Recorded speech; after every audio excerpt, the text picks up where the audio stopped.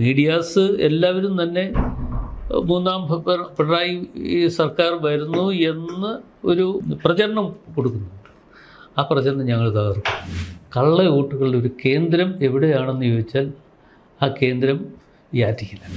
പിന്നെ ഈഴവ കമ്മ്യൂണിറ്റിയല്ലേ പ്രസിഡൻ്റായി വന്നത് സുധാകരന്.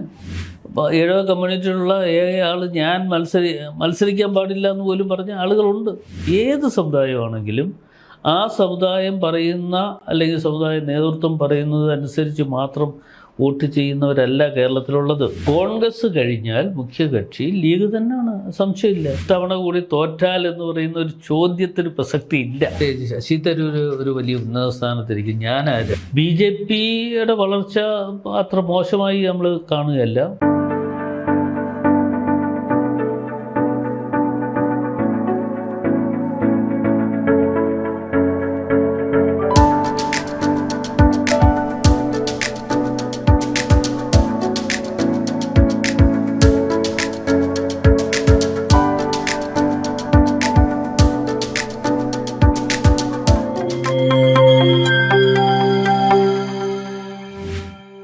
ഏറ്റവും പുതിയ പൊസിഷനിൽ നിന്നപ്പോൾ UDF കൺവീനറാകുകയാണ്. എന്താണ് ഇമ്മീഡിയറ്റ് ആയിട്ടുള്ള ചുമതലകൾ? പ്രത്യേകിച്ചും 2 ഇലക്ഷൻ വരുന്നതിൻ്റെ ഒരു ബാക്ക്ഗ്രൗണ്ടിൽ UDF കൺവീനറിൻ്റെ ഇമ്മീഡിയറ്റിലെ തങ്ങളുടെ ഒരു വെല്ലുവിളി എന്താണ്? എന്തൊക്കെയാണ് ചുമതലകൾ? എന്തൊക്കെയാണ് പ്രയോറിറ്റീസ്? UDFനെ ഏകോപിപ്പിച്ച് കൊണ്ടുപോവുക എന്നുള്ളതാണ് പ്രധാനമായും എനിക്ക് ഏറ്റെടുക്കാനുള്ള ഉത്തരവാദിത്വം. അത് UDFനെ ഒന്നിച്ചു കൊണ്ടുപോവുക എന്ന് പറയുമ്പോൾ UDF മാത്രമല്ല, എല്ലാ സോഷ്യൽ ഗ്രൂപ്പ്സുമായി ഒക്കെ ബന്ധപ്പെട്ടുകൊണ്ട് UDFനെ എങ്ങനെ ശക്തിപ്പെടുത്താൻ കഴിയും എന്ന് കൂടി പരിശോധന നടത്തി അതിന് വേണ്ട പ്രവർത്തനങ്ങൾക്ക് നേതൃത്വം കൊടുക്കുക. അതാണ് ഏറ്റവും ആവശ്യം. അതാണ് മുഖ്യമായ ഒരു ലക്ഷ്യമായി കാണുന്നത് തന്നെയാണ്. എന്തായാലും 2025 2026 25 പഞ്ചായത്ത് മുനിസിപ്പൽ കോർപ്പറേഷൻ തെരഞ്ഞെടുപ്പ്, 26 എന്ന് പറഞ്ഞ് നിയമസഭാ തെരഞ്ഞെടുപ്പ്. ഈ തെരഞ്ഞെടുപ്പിൽ UDFനെ അധികാരത്തിൽ കൊണ്ടുവരിക. അപ്പോൾ ആ അധികാരത്തിൽ കൊണ്ടുവരുന്നതിന് ഏത് തരത്തിലും വിട്ടുവീഴ്ചകൾ ഉണ്ടാക്കിയെടുത്തുകൊണ്ട് അതിന് വേണ്ട പരിഹാര മാർഗങ്ങൾ ഉണ്ടാക്കി പോവുക. അതാണ് മുഖ്യമായ ലക്ഷ്യം. അക്കാര്യത്തിൽ ഒരു സംശയം വേണ്ട. ഇപ്പോൾ മീഡിയാസ് എല്ലാവരും തന്നെ മൂന്നാം പിണറായി സർക്കാർ വരുന്നു എന്ന് ഒരു പ്രചരണം കൊടുക്കുന്നുണ്ട്. ആ പ്രചരണം ഞങ്ങൾ തകർക്കും. എന്ന് വെച്ചാൽ മീഡിയാസിനെ തകർക്കുമെന്നല്ല, ആ പ്രചരണം തകർക്കും. അതാണ് ഞങ്ങളുടെ മുഖ്യമായ ലക്ഷ്യം. ആ പ്രചരണത്തിൽ അർത്ഥമില്ല. ഇന്ന് നിരവധി മേഖലകളിൽ പാവപ്പെട്ട ആളുകൾ അനുഭവിക്കുന്ന പ്രയാസങ്ങളും ദുരിതങ്ങളുമുണ്ട്. അത് ആ പ്രയാസങ്ങളും ദുരിതങ്ങളും അനുഭവിക്കുന്ന നല്ല വിഭാഗം ആളുകൾ CPMമായി ബന്ധപ്പെട്ട് നടക്കുന്ന ആളുകളുമുണ്ട്. അവർ പോലും പറയുന്നത് ഞങ്ങൾ എന്തായാലും അടുത്ത തെരഞ്ഞെടുപ്പിൽ നിങ്ങളോടൊപ്പം ഉണ്ടാകും, നിങ്ങൾ നന്നായി കാര്യങ്ങൾ പോവുക എന്നുള്ള ഒരു മെസ്സേജ് തരുന്നുണ്ട്. ആ മെസ്സേജ് തരുന്നത് ഒരുപക്ഷെ അറിയപ്പെടുന്ന ആളുകൾ ആകണമെന്നില്ല, അതേസമയം ആ പാർട്ടിക്ക് വേണ്ടി പ്രവർത്തിക്കുകയും പാർട്ടിയെ അധികാരത്തിൽ കൊണ്ടുവരാൻ വേണ്ടി പണിയെടുക്കുകയും ചെയ്യുന്ന നിരവധി ആളുകളാണ് ഇത്തരത്തിലുള്ള കാര്യങ്ങൾ ഞങ്ങളുമായി ആശയവിനിമയം നടത്തും. നിങ്ങളിപ്പോൾ പറഞ്ഞ മൂന്നാം പിണറായി ഗവൺമെൻറ് എന്ന് പറയുന്ന ആ ഒരു ചിന്ത വരുന്നത് തന്നെ, ഇപ്പോൾ നമ്മൾ തന്നെ പലരോട് സംസാരിക്കുമ്പോൾ പറയുന്നത് ഇത് ഇടതുപക്ഷത്തിൻ്റെ നേട്ടങ്ങളെക്കാൾ കൂടുതൽ വലതുപക്ഷത്തിൻ്റെ UDFന്റെ ദൗർബല്യങ്ങൾ കൊണ്ടാണ് മൂന്നാം ഗവൺമെൻറ് വരാൻ സാധ്യതയുണ്ടെന്ന് പറയുന്നത്. അപ്പോൾ UDF ഒബ്വിയസ്ലി വളരെ ഡിഫെൻസീവായ, വളരെ ഒരു ബാക്ക്ഔട്ടിൽ നിൽക്കുന്ന ഒരു അവസ്ഥയാണ്.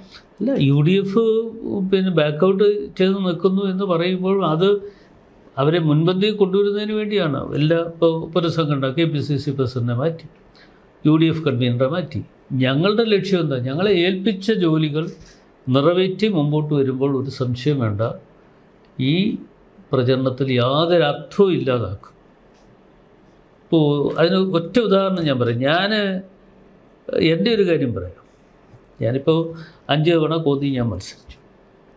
5 തവണ ഞാനവിടെ മത്സരിക്കുമ്പോഴും അത് UDF അനുകൂലമായിട്ടുള്ളൊരു നിയോജകമണ്ഡലം അല്ല. അത് ഒരിക്കൽ 806 വോട്ടിന് ഞാൻ ജയിച്ചു വന്നതിന് ശേഷം സാധാരണ പ്രവർത്തകരുമായി ബന്ധപ്പെട്ടുകൊണ്ട് അവരുടെ ആവശ്യങ്ങൾ എല്ലാം കേട്ട് അത് നിറവേറ്റി കൊടുത്തു എന്നുള്ളതിൻ്റെ അടിസ്ഥാനത്തിൽ അവസാനം വന്നപ്പോൾ എനിക്ക് 20,790 വോട്ടിൻ്റെ ഭൂരിപക്ഷം ഉണ്ടാക്കാൻ പറ്റിയത്. അത് നമ്മുടെ അധ്വാനമാണ്. ആ അധ്വാനം എന്ന് പറയുന്നത് ചെറിയ രീതിയിലുള്ള അധ്വാനമല്ല, വലിയ രീതിയിലുള്ള അധ്വാനം നടത്തിയതിൻ്റെ ഒരു റിസൾട്ട് വന്നതാണ്. അതിനുശേഷം എന്നെ ഇവിടെ ആറ്റിങ്ങ് മത്സരിക്കാൻ പറഞ്ഞു. ആറ്റിങ്ങ് മത്സരിക്കുമ്പോൾ സത്യം പറഞ്ഞാൽ പാർട്ടിക്കും വിശ്വാസമില്ല, എനിക്കും വിശ്വാസമില്ല ഇവിടെ ജയിക്കും, അല്ലെ ജയിക്കാൻ കഴിയും, പിടിച്ചെടുക്കാൻ പറ്റും എന്ന വിശ്വാസം ആർക്കും ഇല്ലായിരുന്നു.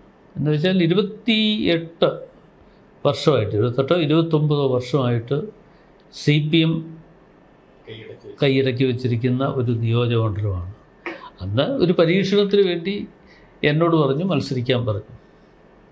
ആ മത്സരിക്കാൻ പറഞ്ഞ സമയത്ത് തന്നെ എന്നോട് ആദ്യം ഡൽഹി എന്ന് പറഞ്ഞത് ആലപ്പുഴ പോയി മത്സരിക്കാൻ പറഞ്ഞു.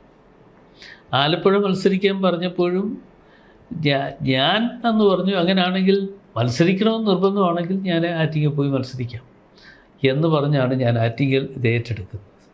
പക്ഷെ ഇവിടെ വന്ന് പ്രവർത്തന രംഗത്തിറങ്ങി കഴിഞ്ഞപ്പോഴാണ് ഒരു കാര്യം മനസ്സിലാക്കാൻ കഴിഞ്ഞത്. കള്ള വോട്ടുകളുടെ ഒരു കേന്ദ്രം എവിടെയാണെന്ന് ചോദിച്ചാൽ ആ കേന്ദ്രം ഈ ആറ്റിങ്ങിലായിരുന്നു. അത് കണ്ടെത്തി അതിന് വേണ്ട നടപടികൾ സ്വീകരിച്ചു. എനിക്കും അന്ന് വിശ്വാസമില്ല. ഞാനൊരാളിനെ ചുമതലപ്പെടുത്തിയ ആൾ ഇതെല്ലാം പരിശോധിച്ചിട്ട് എന്നോട് പറഞ്ഞു 1,14,000 കള്ളവോട്ടുകൾ ഇവിടെ ഉണ്ട്. ആറ്റിങ്ങലിനെ കുറിച്ച് പറഞ്ഞുകൊണ്ട് മാത്രം, ആറ്റിങ്ങലിൽ രണ്ടാമത്തെ തവണ ഞങ്ങൾ മത്സരിക്കുന്ന സമയത്ത് പാർട്ടിയുടെ തന്നെ സപ്പോർട്ടിലായിരുന്നു. അടൂർ പ്രകാശ് കോന്നിയിലാണ് ഇവൻ ഡ്രൈവർ അവരെ കൊണ്ടുവന്നതെന്നായിരുന്നു ഞങ്ങളെ കേട്ടിട്ടുണ്ട്. കാരണം പാർട്ടി ഒട്ടും സപ്പോർട്ട് ചെയ്യുന്നില്ല. അല്ല, ഞാൻ അല്ലേലും ഞാൻ എൻ്റെ ഇലക്ഷൻ സമയത്ത് എനിക്ക് വിശ്വാസമുള്ള ആളുകളെയല്ലേ ഞാൻ കൊണ്ടുവരാൻ പറ്റത്തുള്ളൂ. എൻ്റെ വിശ്വാസമുള്ള ആൾ ഇവിടുന്ന് ആളില്ല എന്നുള്ളതല്ല, എങ്കിലും അങ്ങനെ വിശ്വസിക്കുമ്പോൾ പിന്നെ ഒരാളിനെ വിളിച്ച് ഞാൻ നിർത്തിക്കഴിഞ്ഞാൽ ആ ആൾ ഒരു 10 മണി എഴുതുകൊണ്ട് ഞാനങ്ങ് പോവുകയാണ് എന്ന് പറഞ്ഞ് പോകുന്നതല്ലല്ലോ. ഇലക്ഷൻ സമയത്ത് വലിയൊരു പോരാട്ടം നടക്കുകയല്ലേ. ചിലപ്പോൾ വെളുപ്പംകാലം വരെ പണിയെടുക്കേണ്ടി വരും. ആ ജോലി ചെയ്യാൻ തയ്യാറായിട്ടുള്ള ആളുകളെ എനിക്കറിയാം. എന്ന് വെച്ചാൽ എൻ്റെ നാട്ടിലുള്ള, എന്നോടൊപ്പമുള്ള, എന്നെ സഹായിച്ചിട്ടുള്ള നിരവധി ആളുകളുണ്ട്. അവരൊന്നും മോണിറ്ററി ബെനിഫിറ്റ് അല്ല അവർ നോക്കുന്നത്. അങ്ങനെ വന്ന് സത്യം അല്ല, ഞാൻ കോൺഗ്രസ്സുകാരെ വിശ്വസിക്കാൻ പറ്റുന്നില്ല എന്ന് ഞാൻ പറയത്തില്ല. അങ്ങനെ പറഞ്ഞാൽ ഞാൻ എങ്ങനെ പിന്നെ ഇവിടെ സ്ഥാനാർത്ഥിയാകുന്നു, ജയിക്കുന്നത്. മറ്റു കാര്യങ്ങളിലേക്ക് ഇപ്പം ഞാൻ തൽക്കാലം കിടക്കുന്നില്ല. താങ്കൾ തന്നെ ആദ്യം പറഞ്ഞ പോലെ ഈ ഒരു 3ാം പ്രാവശ്യവും പിണറായി സർക്കാർ അല്ലെങ്കിൽ LDF സർക്കാർ വരും എന്നുള്ളൊരു നെഗറ്റീവ് നിലനിൽക്കുന്ന സമയത്താണ് താങ്കൾ UDF കൺവീനറായിട്ട് ചാർജ് എടുക്കുന്നത്. UDFയുടെ തന്നെ ഏറ്റവും മോശമായ ഒരു കാലഘട്ടം എന്നും പറയാം. ഇമ്മീഡിയറ്റ്ലി എന്താണ് ഈ ഒരു ക്രൈസിസിനെ ഓവർകം ചെയ്യാൻ പ്ലാൻ ചെയ്യുന്നത്? ഈ ഇമ്മീഡിയറ്റായിട്ട് ക്രൈസിസിനെ ഓവർകം ചെയ്യാൻ പ്ലാൻ ചെയ്യുന്നതെന്ന് പറയുന്നത് എല്ലാവരെയും കൂട്ടി യോജിപ്പിക്കുക. ഇപ്പോൾ പല അഭിപ്രായ വ്യത്യാസങ്ങളുള്ള ഒരുപാട് ആളുകളുണ്ടാകും. അത് കോൺഗ്രസ്സിനകത്തുണ്ട്. എല്ലാ മുന്നണി സംവിധാനത്തിൽ പല ആളുകളുമായൊക്കെ പലതരത്തിലുള്ള അഭിപ്രായ ഭിന്നതകൾക്കാണ്. അവരെയൊക്കെ നേരിട്ട് കണ്ട് ആ വിഷയങ്ങളൊക്കെ പരിഹരിക്കാനുള്ള നടപടികൾ ആദ്യം സ്വീകരിക്കുക. ആ നടപടികൾ സ്വീകരിച്ചുകൊണ്ട് മുമ്പോട്ട് പോവുക എന്നുള്ളതാണ് പ്രധാനമായും നമ്മൾ ഉദ്ദേശിച്ചിട്ടുള്ളത്. അതുകൂടാതെയാണ് ഇവിടെയുള്ള സോഷ്യൽ ഗ്രൂപ്പ്സ് ഒരുപാട് ചെറിയ ചെറിയ ഗ്രൂപ്പ്സാണ്, അല്ല വലിയ ഗ്രൂപ്പുകളുണ്ട്. ചെറിയ ചെറിയ ഗ്രൂപ്പ്സുകൾ പലതുമുണ്ട്. അവരെയും നേരിട്ട് ബന്ധപ്പെടുക. അല്ലാതെ ഇപ്പോൾ ഞാനിത് ഈ വർത്തമാനം പറയുന്നു എന്നുള്ളത് കൊണ്ട് മാത്രമാകുന്നില്ല. അവരെ നേരിട്ട് അവരെ കാണുകയും അവരെ ബോധ്യപ്പെടുത്തുകയും അവരെ കൂടെ നിർത്തുകയും ചെയ്തുകൊണ്ട് ഈ പഞ്ചായത്ത്, മുനിസിപ്പൽ കോർപ്പറേഷൻ തിരഞ്ഞെടുപ്പാണെങ്കിലും അതിനുശേഷം അസംബ്ലി തിരഞ്ഞെടുപ്പിലാണെങ്കിലും ആ ഒരു സംവിധാനത്തിൽ മുന്നോട്ട് പോകുക എന്നുള്ളതാണ് ഇതിന് പ്രധാനമായി പരിഹാരമാകുക എന്നുള്ള രീതിയിൽ ചെയ്യാൻ ഉദ്ദേശിക്കുന്നത്. സോഷ്യൽ ഗ്രൂപ്പ്സ് എന്ന് പറയുമ്പോൾ പല സമുദായങ്ങളെയാണോ ഉദ്ദേശിച്ചത്? അല്ല, പല സമുദായങ്ങളുണ്ട്. ചെറിയ ചെറിയ സമുദായങ്ങൾ ഉണ്ട്. ഇപ്പോൾ പിന്നെ ഒരു ഉദാഹരണം, ഇപ്പോൾ ബെന്തിക്കോസ് സഭയിലുള്ള ഒരു സെറ്റ് മാത്രമല്ല, വിവിധ ഗ്രൂപ്പുകളിലുള്ള ചെറിയ ചെറിയ ഓരോ സ്ഥലത്തുമുണ്ട്. ചിലപ്പം ഒരിടത്ത് 100 പേരായിരിക്കും, അല്ലെ 500 പേരായിരിക്കും അവരോടൊപ്പം ഉള്ളത്. മറ്റൊരു സ്ഥലത്ത് 1000 2000 പേരുള്ള ബെന്തിക്കോസ് സഭയുണ്ട്. അപ്പോൾ ഇവരെ പലതരത്തിലുമുള്ള കൂടുതലും കുറവുള്ളവരുണ്ട്. അതായത് ഞാൻ പറഞ്ഞത് ചെറിയ ചെറിയ ഗ്രൂപ്പുകളെ എല്ലാവരെയും മാക്സിമം ഓരോ സ്ഥലത്തുമുള്ളവരെ കണ്ടെത്തി അവരുമായി ഒരു ആശയവിനിമയം നടത്തി അവരെ കൂടി ഇതിനകത്ത് കൊണ്ടുവരിക, അതാണ് ലക്ഷ്യം. ഈ പൊന്തിക്കോസ് സഭയുടെ കാര്യം പറഞ്ഞപ്പോൾ വേറൊരു റീസെൻ്റ്ലി ഇപ്പോൾ ആൻ്റണിയുടെ ചാൻസ് KPCC പ്രസിഡന്റ് സ്ഥാനം വളരെ അടുത്ത് നിൽക്കുമ്പോൾ കയ്യിൽ നിന്ന് പോകാനുള്ളൊരു കാരണമായി പറഞ്ഞു കേട്ടത് അദ്ദേഹം റോമൻ കാത്തലിക് ആണെങ്കിലും ഇപ്പോൾ പൊന്തിക്കോസ് സഭാ വിശ്വാസി ആയതുകൊണ്ടാണ് അദ്ദേഹത്തിന് ആ സ്ഥാനം കിട്ടാതിരുന്നത് എന്നൊരു കഥയുണ്ട്. ഇല്ല, എനിക്ക് അത്തരം കാര്യങ്ങളെക്കുറിച്ച് എനിക്കൊന്നും അറിയില്ല. ഞാൻ അതിനകത്ത് അങ്ങനെ ഇടപെടുകയും ഇതിനകത്ത് എൻ്റെ സ്ഥാനത്തിന് വേണ്ടി ഞാൻ ഇടപെട്ട് നിൽക്കുന്നുവെങ്കിലേ ഉള്ളൂ ഇത്തരം കാര്യങ്ങളൊക്കെ കണ്ടെത്താൻ മതി. ഞാൻ അതിനകത്തൊന്നും ഇടപെടാൻ പോയിട്ടില്ല. ഇനി ആയാലും അത്തരം കാര്യങ്ങളെക്കുറിച്ച് ഒരിടപെടലും എൻ്റെ ഭാഗത്തുനിന്നും ഉണ്ടാകത്തില്ല. ഈ കോൺഗ്രസിന് ഒരു ക്രിസ്ത്യൻ KPCC പ്രസിഡന്റ് ഉണ്ടാവേണ്ട ഒരു അത്യാവശ്യം ഉണ്ടായിരുന്നു ഈ ഒരു സമയത്ത്. ഈ സോഷ്യൽ കമ്മ്യൂണിറ്റിയെ പറ്റിയും സോഷ്യൽ ഗ്രൂപ്പ്സിനെ പറ്റിയും പറഞ്ഞതുകൊണ്ടുകൂടിയാണോ ചോദ്യം വരുന്നത്? അതിപ്പോൾ ഞാൻ മാത്രം എടുക്കേണ്ട തീരുമാനമല്ലല്ലോ. ആസ് എ കോൺഗ്രസ് ലീഡർ എന്താണ് താങ്കളുടെ അഭിപ്രായം എന്താണ്? അല്ല, അത് പിന്നെ കോൺഗ്രസ് പാർട്ടിയെ സംബന്ധിച്ചിടത്തോളം വിശാലമായി കാര്യങ്ങൾ ചിന്തിക്കുകയും ആലോചിക്കുകയും ഏത് തരത്തിലാണ് പോകേണ്ടത് എന്നതിനെക്കുറിച്ച് അവരൊരു കാഴ്ചപ്പാടുണ്ട്. ആ കാഴ്ചപ്പാടിൻ്റെ അടിസ്ഥാനത്തിലാണ് യഥാർത്ഥത്തിൽ നേതൃത്വത്തിലേക്ക് ആളുകളെ കൊണ്ടുവരുന്നത്. ആ നേതൃത്വത്തിലേക്ക് ആളുകളെ കൊണ്ടുവരുന്നവർക്ക് ഒരു ചുമതലയുണ്ട്. കോൺഗ്രസിനോട് കമ്മിറ്റ്മെൻ്റുള്ള ആളുകൾ വന്നു കഴിയുമ്പോൾ അവരുമായി ബന്ധപ്പെട്ടുകൊണ്ട് ആ കമ്മിറ്റ്മെൻറ്റ് യാഥാർത്ഥ്യമാക്കുന്നത് എങ്ങനെയാണ്? കോൺഗ്രസിന് അനുകൂലമായിട്ടുള്ള ഒരു തീരുമാനത്തിലേക്ക് എത്തിച്ചേരുക. അങ്ങനെ വന്നെങ്കിൽ മാത്രമേ ഇതുകൊണ്ട് പ്രയോജനം ഉണ്ടാകുകയുള്ളൂ. അല്ലാതെ പിന്നെ ക്രിസ്ത്യൻ കമ്മ്യൂണിറ്റി ഈ വരണമെന്ന് നിർബന്ധമല്ല. ഇപ്പോൾ ഇതുവരെ എന്താ പിന്നെ ഈഴവ കമ്മ്യൂണിറ്റി അല്ലേ പ്രസിഡൻ്റായി വന്നത്?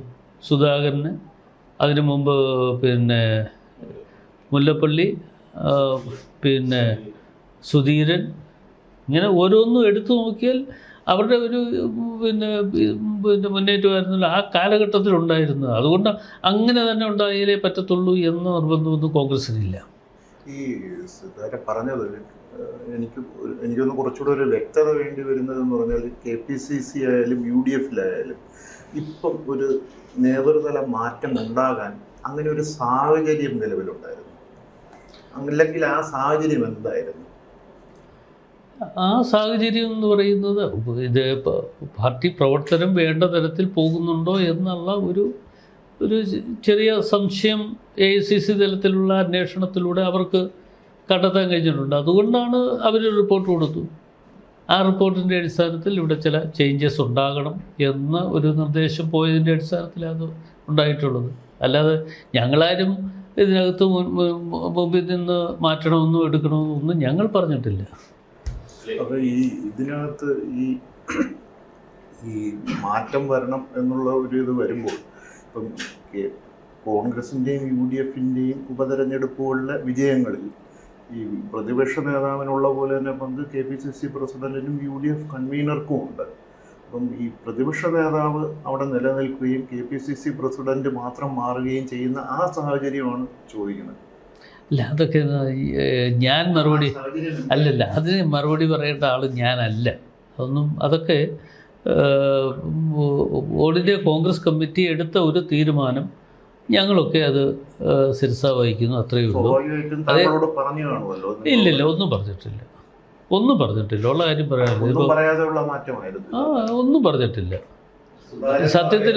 സത്യം പറഞ്ഞാൽ ഉള്ള സത്യാവസ്ഥ പറയാം. ഈ തെരഞ്ഞെടുപ്പ് അല്ല, ഇത് പിന്നെ പ്രഖ്യാപനം ഉണ്ടാകുന്ന ദിവസം വൈകിട്ട് ഞാൻ എൻ്റെ നിയോജകമണ്ഡലത്തിൽ ഒരു സ്ഥലത്ത് ഈ രാപ്പകൽ സമരം പിന്നെ പ്രഖ്യാപിച്ചിരുന്നു. നേരത്തെ പ്രഖ്യാപിച്ച, പക്ഷേ അന്ന് അവർക്ക് നടത്താൻ കഴിഞ്ഞില്ല. അന്ന് എന്തോ കാരണം കൊണ്ട് അവർ മാറ്റിവെച്ചു. ഞാനവിടെ ചെല്ലണമെന്ന് പറഞ്ഞ് ഞാനവിടെ ചെന്ന് ഉദ്ഘാടനവും നടത്തി. അവിടെ നിന്ന് ഞാൻ വണ്ടിയെ കയറി ഒരു 50 മീറ്റർ വരുമ്പോഴാണ് ഇങ്ങനെ പ്രഖ്യാപിച്ചു, ഇങ്ങനെ വന്നിരിക്കുന്നു എന്ന് പറഞ്ഞ് അവിടെ ഇരുന്ന ആളുകളാണ് എന്നെ വിളിച്ചു പറയുന്നത്. എനിക്ക് നേരത്തെ അറിയില്ല. ഞാൻ ചോദിച്ചതെന്ന് പറഞ്ഞാൽ താങ്കൾ ഉൾപ്പെടെ 2 ദിവസം ഡൽഹിയിലുണ്ടായിരുന്നു. അപ്പം സ്വാഭാവികമായിട്ടും നിങ്ങൾ നേതൃതലത്തിൽ ചർച്ചകളും മറ്റുമൊക്കെ നടത്തുന്നുണ്ട്. ഇപ്പം ഞാൻ ചോദിക്കുന്നത് എന്ന് പറയുന്നത്, സാധാരണ എല്ലാ ആൾക്കാരും നമ്മൾ കാണുന്ന സാധാരണ കോൺഗ്രസ് പ്രവർത്തകരും എന്തിനാണ് ഒരാൾ മാറിയത് അല്ലെങ്കിൽ രണ്ടുപേര് മാറിയതെന്ന് ചോദിക്കുന്നുണ്ട്. അത് ഇപ്പോൾ 4 വർഷമായി. KPCC നേതൃത്വം നേരത്തെ വന്നിട്ട് 4 വർഷം കഴിയുന്നു. 4 വർഷം കഴിഞ്ഞപ്പോൾ സ്വാഭാവികമായിട്ട് എല്ലാ സ്റ്റേറ്റുകളിലും കുറേ മാറ്റങ്ങൾ, ഇവിടെ മാത്രമല്ല, ഇവിടെ മാത്രം നടന്ന സംഭവമല്ല, പല സ്റ്റേറ്റുകളിലും മാറ്റങ്ങൾ ഉണ്ടായിട്ടുണ്ട്. അപ്പോൾ ആ പല സ്റ്റേറ്റുകളിലും മാറ്റം ഉണ്ടായ കൂട്ടത്തിൽ ഇവിടെ വന്നു. എത്രയും UDF കൺവീനറേയും അങ്ങനെ തന്നെ മാറ്റിയതായി. അത് എല്ലായിടത്തും അങ്ങനെ ആണോ എന്ന് എനിക്കറിയില്ല. സുധാകരൻ ഇന്ന് പറഞ്ഞിരുന്നു, ചില വക്രബുദ്ധിയുള്ള കോൺഗ്രസ് നേതാക്കന്മാരാണ് എൻ്റെ മാറ്റത്തിന് പുറകിൽ. അതിൽ താങ്കൾ പെടില്ല എന്ന് ഉറപ്പിക്കാലോ? അപ്പോൾ ഏതായാലും എന്നെക്കുറിച്ച് അങ്ങനെ പറയില്ല. അല്ലെ, കെ സുധാകരൻ വളരെ വിഷമത്തോടുകൂടി ഇറങ്ങിപ്പോയിരിക്കുന്ന ഒരാളാണ്. അദ്ദേഹത്തിന്റെ വിഷമങ്ങൾ ദിനം പ്രതി മീഡിയയോട് പറയുകയും ചെയ്യുന്നുണ്ട്. ഇത് കോൺഗ്രസിനെ എങ്ങനെ ബാധിക്കും? അല്ല, അദ്ദേഹത്തോട് തന്നെ ചോദിക്കണം. എന്നോട് ചോദിച്ചാൽ അതിന് മറുപടി എനിക്ക് പറയാം. ആസ് എ UDF കൺവീനർ എന്നുള്ള നിലയിൽ സുധാകരൻ്റെ ഭാഗത്തു നിന്ന് അദ്ദേഹത്തോട് പലവട്ടം ACC ആണെങ്കിലും ഒക്കെ സംസാരിച്ചിട്ടുള്ള വിഷയമാണ്. പക്ഷെ അത് സംസാരിച്ച വിഷയത്തെക്കുറിച്ച് എനിക്കറിയില്ല. എൻ്റെ സാന്നിധ്യത്തിൽ വിളിച്ച് നടന്നു എന്ന് ഞാൻ പറയുന്നില്ല. ഇല്ല, പക്ഷെ സുധാകരൻ ഇങ്ങനെ ദിനം പ്രതി സങ്കടപ്പെട്ടിരിക്കുമ്പോൾ അതൊക്കെ മാറും. അത് കോൺഗ്രസ് അല്ലേ. കോൺഗ്രസ് ആകുമ്പോൾ ഇതുപോലെ ചെറിയ ചെറിയ കാര്യങ്ങളൊക്കെ ഉണ്ടാകും. ആദ്യം ഉണ്ടാകുന്ന ചില വിഷമതകളുണ്ടാകും. ആ വിഷമതകൾ ചിലപ്പോൾ ജനാധിപത്യത്തിൽ കൂടുതൽ ഊന്നൽ നൽകുന്ന ഒരു പ്രസ്ഥാനം എന്നുള്ള നിലയിൽ ചിലപ്പോൾ അത് പുറത്തു പറയും. പക്ഷേ അതൊക്കെ സ്വാഭാവികമായി ഇത് കെട്ടടങ്ങും. അതേസമയം കോൺഗ്രസിനകത്ത് മാത്രമേ ഇതൊക്കെ വരത്തുള്ളൂ. CPM-നകത്ത് ഇപ്പോൾ നടന്നിട്ടുള്ള 96-ൽ എൻ്റെ കൂടെ മത്സരിച്ച ആളാണ് പത്മകുമാർ. ആ പത്മകുമാർ ഇപ്പോൾ എവിടെ നിൽക്കുന്നത്? പത്മകുമാർ എന്തോ ഒരു വിഷയത്തിൽ ഈ സമ്മേളനം നടക്കുമ്പോൾ പറഞ്ഞു എന്നുള്ളത് കൊണ്ടാണ് അദ്ദേഹത്തെ മാറ്റി നിർത്തിയിരിക്കുന്നത്. അല്ല, അതാ ഞാൻ പറഞ്ഞത്. ഇതൊക്കെ അല്ല, അത് ഞാൻ പറഞ്ഞത് സംഘടനയുടെ രീതി ഏതാണെന്ന് പറയുമ്പോൾ ഇതൊക്കെ ഇപ്പോൾ ഈ ചോദിച്ച ചോദ്യത്തിനും ഇത് സ്വാഭാവികമായിട്ടും ഉണ്ടാകാവുന്ന പ്രതികരണം ഉണ്ടാകുമ്പോൾ കുറേശ്ശെ കഴിയുന്ന ഇതങ്ങ് മാറും. അല്ല, ഇത് കോൺഗ്രസിന്റെ ഇമേജിനെ ബാധിക്കില്ലേ? ഇത് ഈ പുനഃസംഘടന മൊത്തം വന്നത് ഇവിടെ വളരെ യൂണിറ്റി ഉണ്ടെന്ന് ആട്ടി ഉറപ്പിക്കാൻ ഞങ്ങൾ തുടങ്ങിയതേ ഉള്ളൂ. അല്ല, തുടക്കം തന്നെ പാളിപ്പോയോ? ഇല്ലില്ല, തുടക്കം ഒന്നും പാളിയിട്ടില്ല. ഞങ്ങൾ അങ്ങോട്ട് തുടങ്ങിയതേ ഉള്ളൂ. തുടങ്ങുന്നതിന് മുമ്പ് പാളിച്ച ഉണ്ടായോ എന്നതിനെ കുറിച്ച് ഇങ്ങനെ കരയുന്നത് കൊണ്ടാണ് ഈ ചോദ്യം വരുന്നത്. അതിപ്പോൾ അത് ഒരു 3-4 ദിവസം ഒന്ന് കഴിയട്ടെ. അതൊക്കെ കഴിയുന്നുണ്ട് തനിയെ. അദ്ദേഹത്തിന് കൂടുതൽ ഉത്തരവാദിത്തം കൊടുക്കണമെന്ന് അങ്ങേക്ക് അഭിപ്രായമുണ്ടോ? ഏതാ? പ്രസിഡന്റിനെ കുറച്ചുകൂടി അദ്ദേഹം വർക്കിംഗ് കമ്മിറ്റി മെമ്പറായി. അല്ല, അതുകൊണ്ട് എന്ത് കാര്യം സുധാകരൻ ചോദിച്ചത്? അല്ല, വർക്കിംഗ് കമ്മിറ്റി മെമ്പറായി അദ്ദേഹം. പാർട്ടിയുടെ ഉന്നത സ്ഥാനങ്ങളിലേക്ക് ആണ് അദ്ദേഹം വന്നത്. പക്ഷെ അത് അദ്ദേഹത്തിന് ബോധ്യമാവണമല്ലോ. അതൊരു വലിയ പൊസിഷൻ ആണെന്ന് അദ്ദേഹത്തിന് ഇതുവരെ ബോധ്യമായിട്ടില്ല. അദ്ദേഹം ചോദിച്ചത് അതുകൊണ്ടാണ് ഞാൻ പറഞ്ഞത് അതൊക്കെ ബോധ്യം വരുന്നുണ്ട്. സ്വാഭാവികമായി ഇത്തരം വിഷയങ്ങൾക്കൊക്കെ പരിഹാരം ഉണ്ടാവും. എത്ര നാളുകൂടി കാത്തിരിക്കണം? അത് എനിക്ക് പറയാൻ പറ്റില്ല. അത് ആ കാര്യത്തെക്കുറിച്ച് പറയാൻ ഞാൻ ആളല്ല. അതൊക്കെ ACC അങ്ങ് സംസാരിച്ചിരുന്നു അദ്ദേഹമായിട്ട്? ഇല്ല, ഞാൻ കണ്ടില്ല, കാണാൻ പറ്റിയില്ല നേരിട്ട്. എന്ന് വെച്ചാൽ അന്ന് ഇവിടെ മറ്റേ ചുമതല ഏൽക്കുന്ന ദിവസം എല്ലാവരും ഉണ്ടായിരുന്നു. അത് കഴിഞ്ഞുണ്ടെങ്കിൽ തന്നെ ഞാൻ ഉടൻ തന്നെ എനിക്ക് പത്തനംതിട്ട ഞങ്ങളുടെ ഒരു സഹപ്രവർത്തകൻ വൈസ് പ്രസിഡന്റ് മരണപ്പെട്ടു.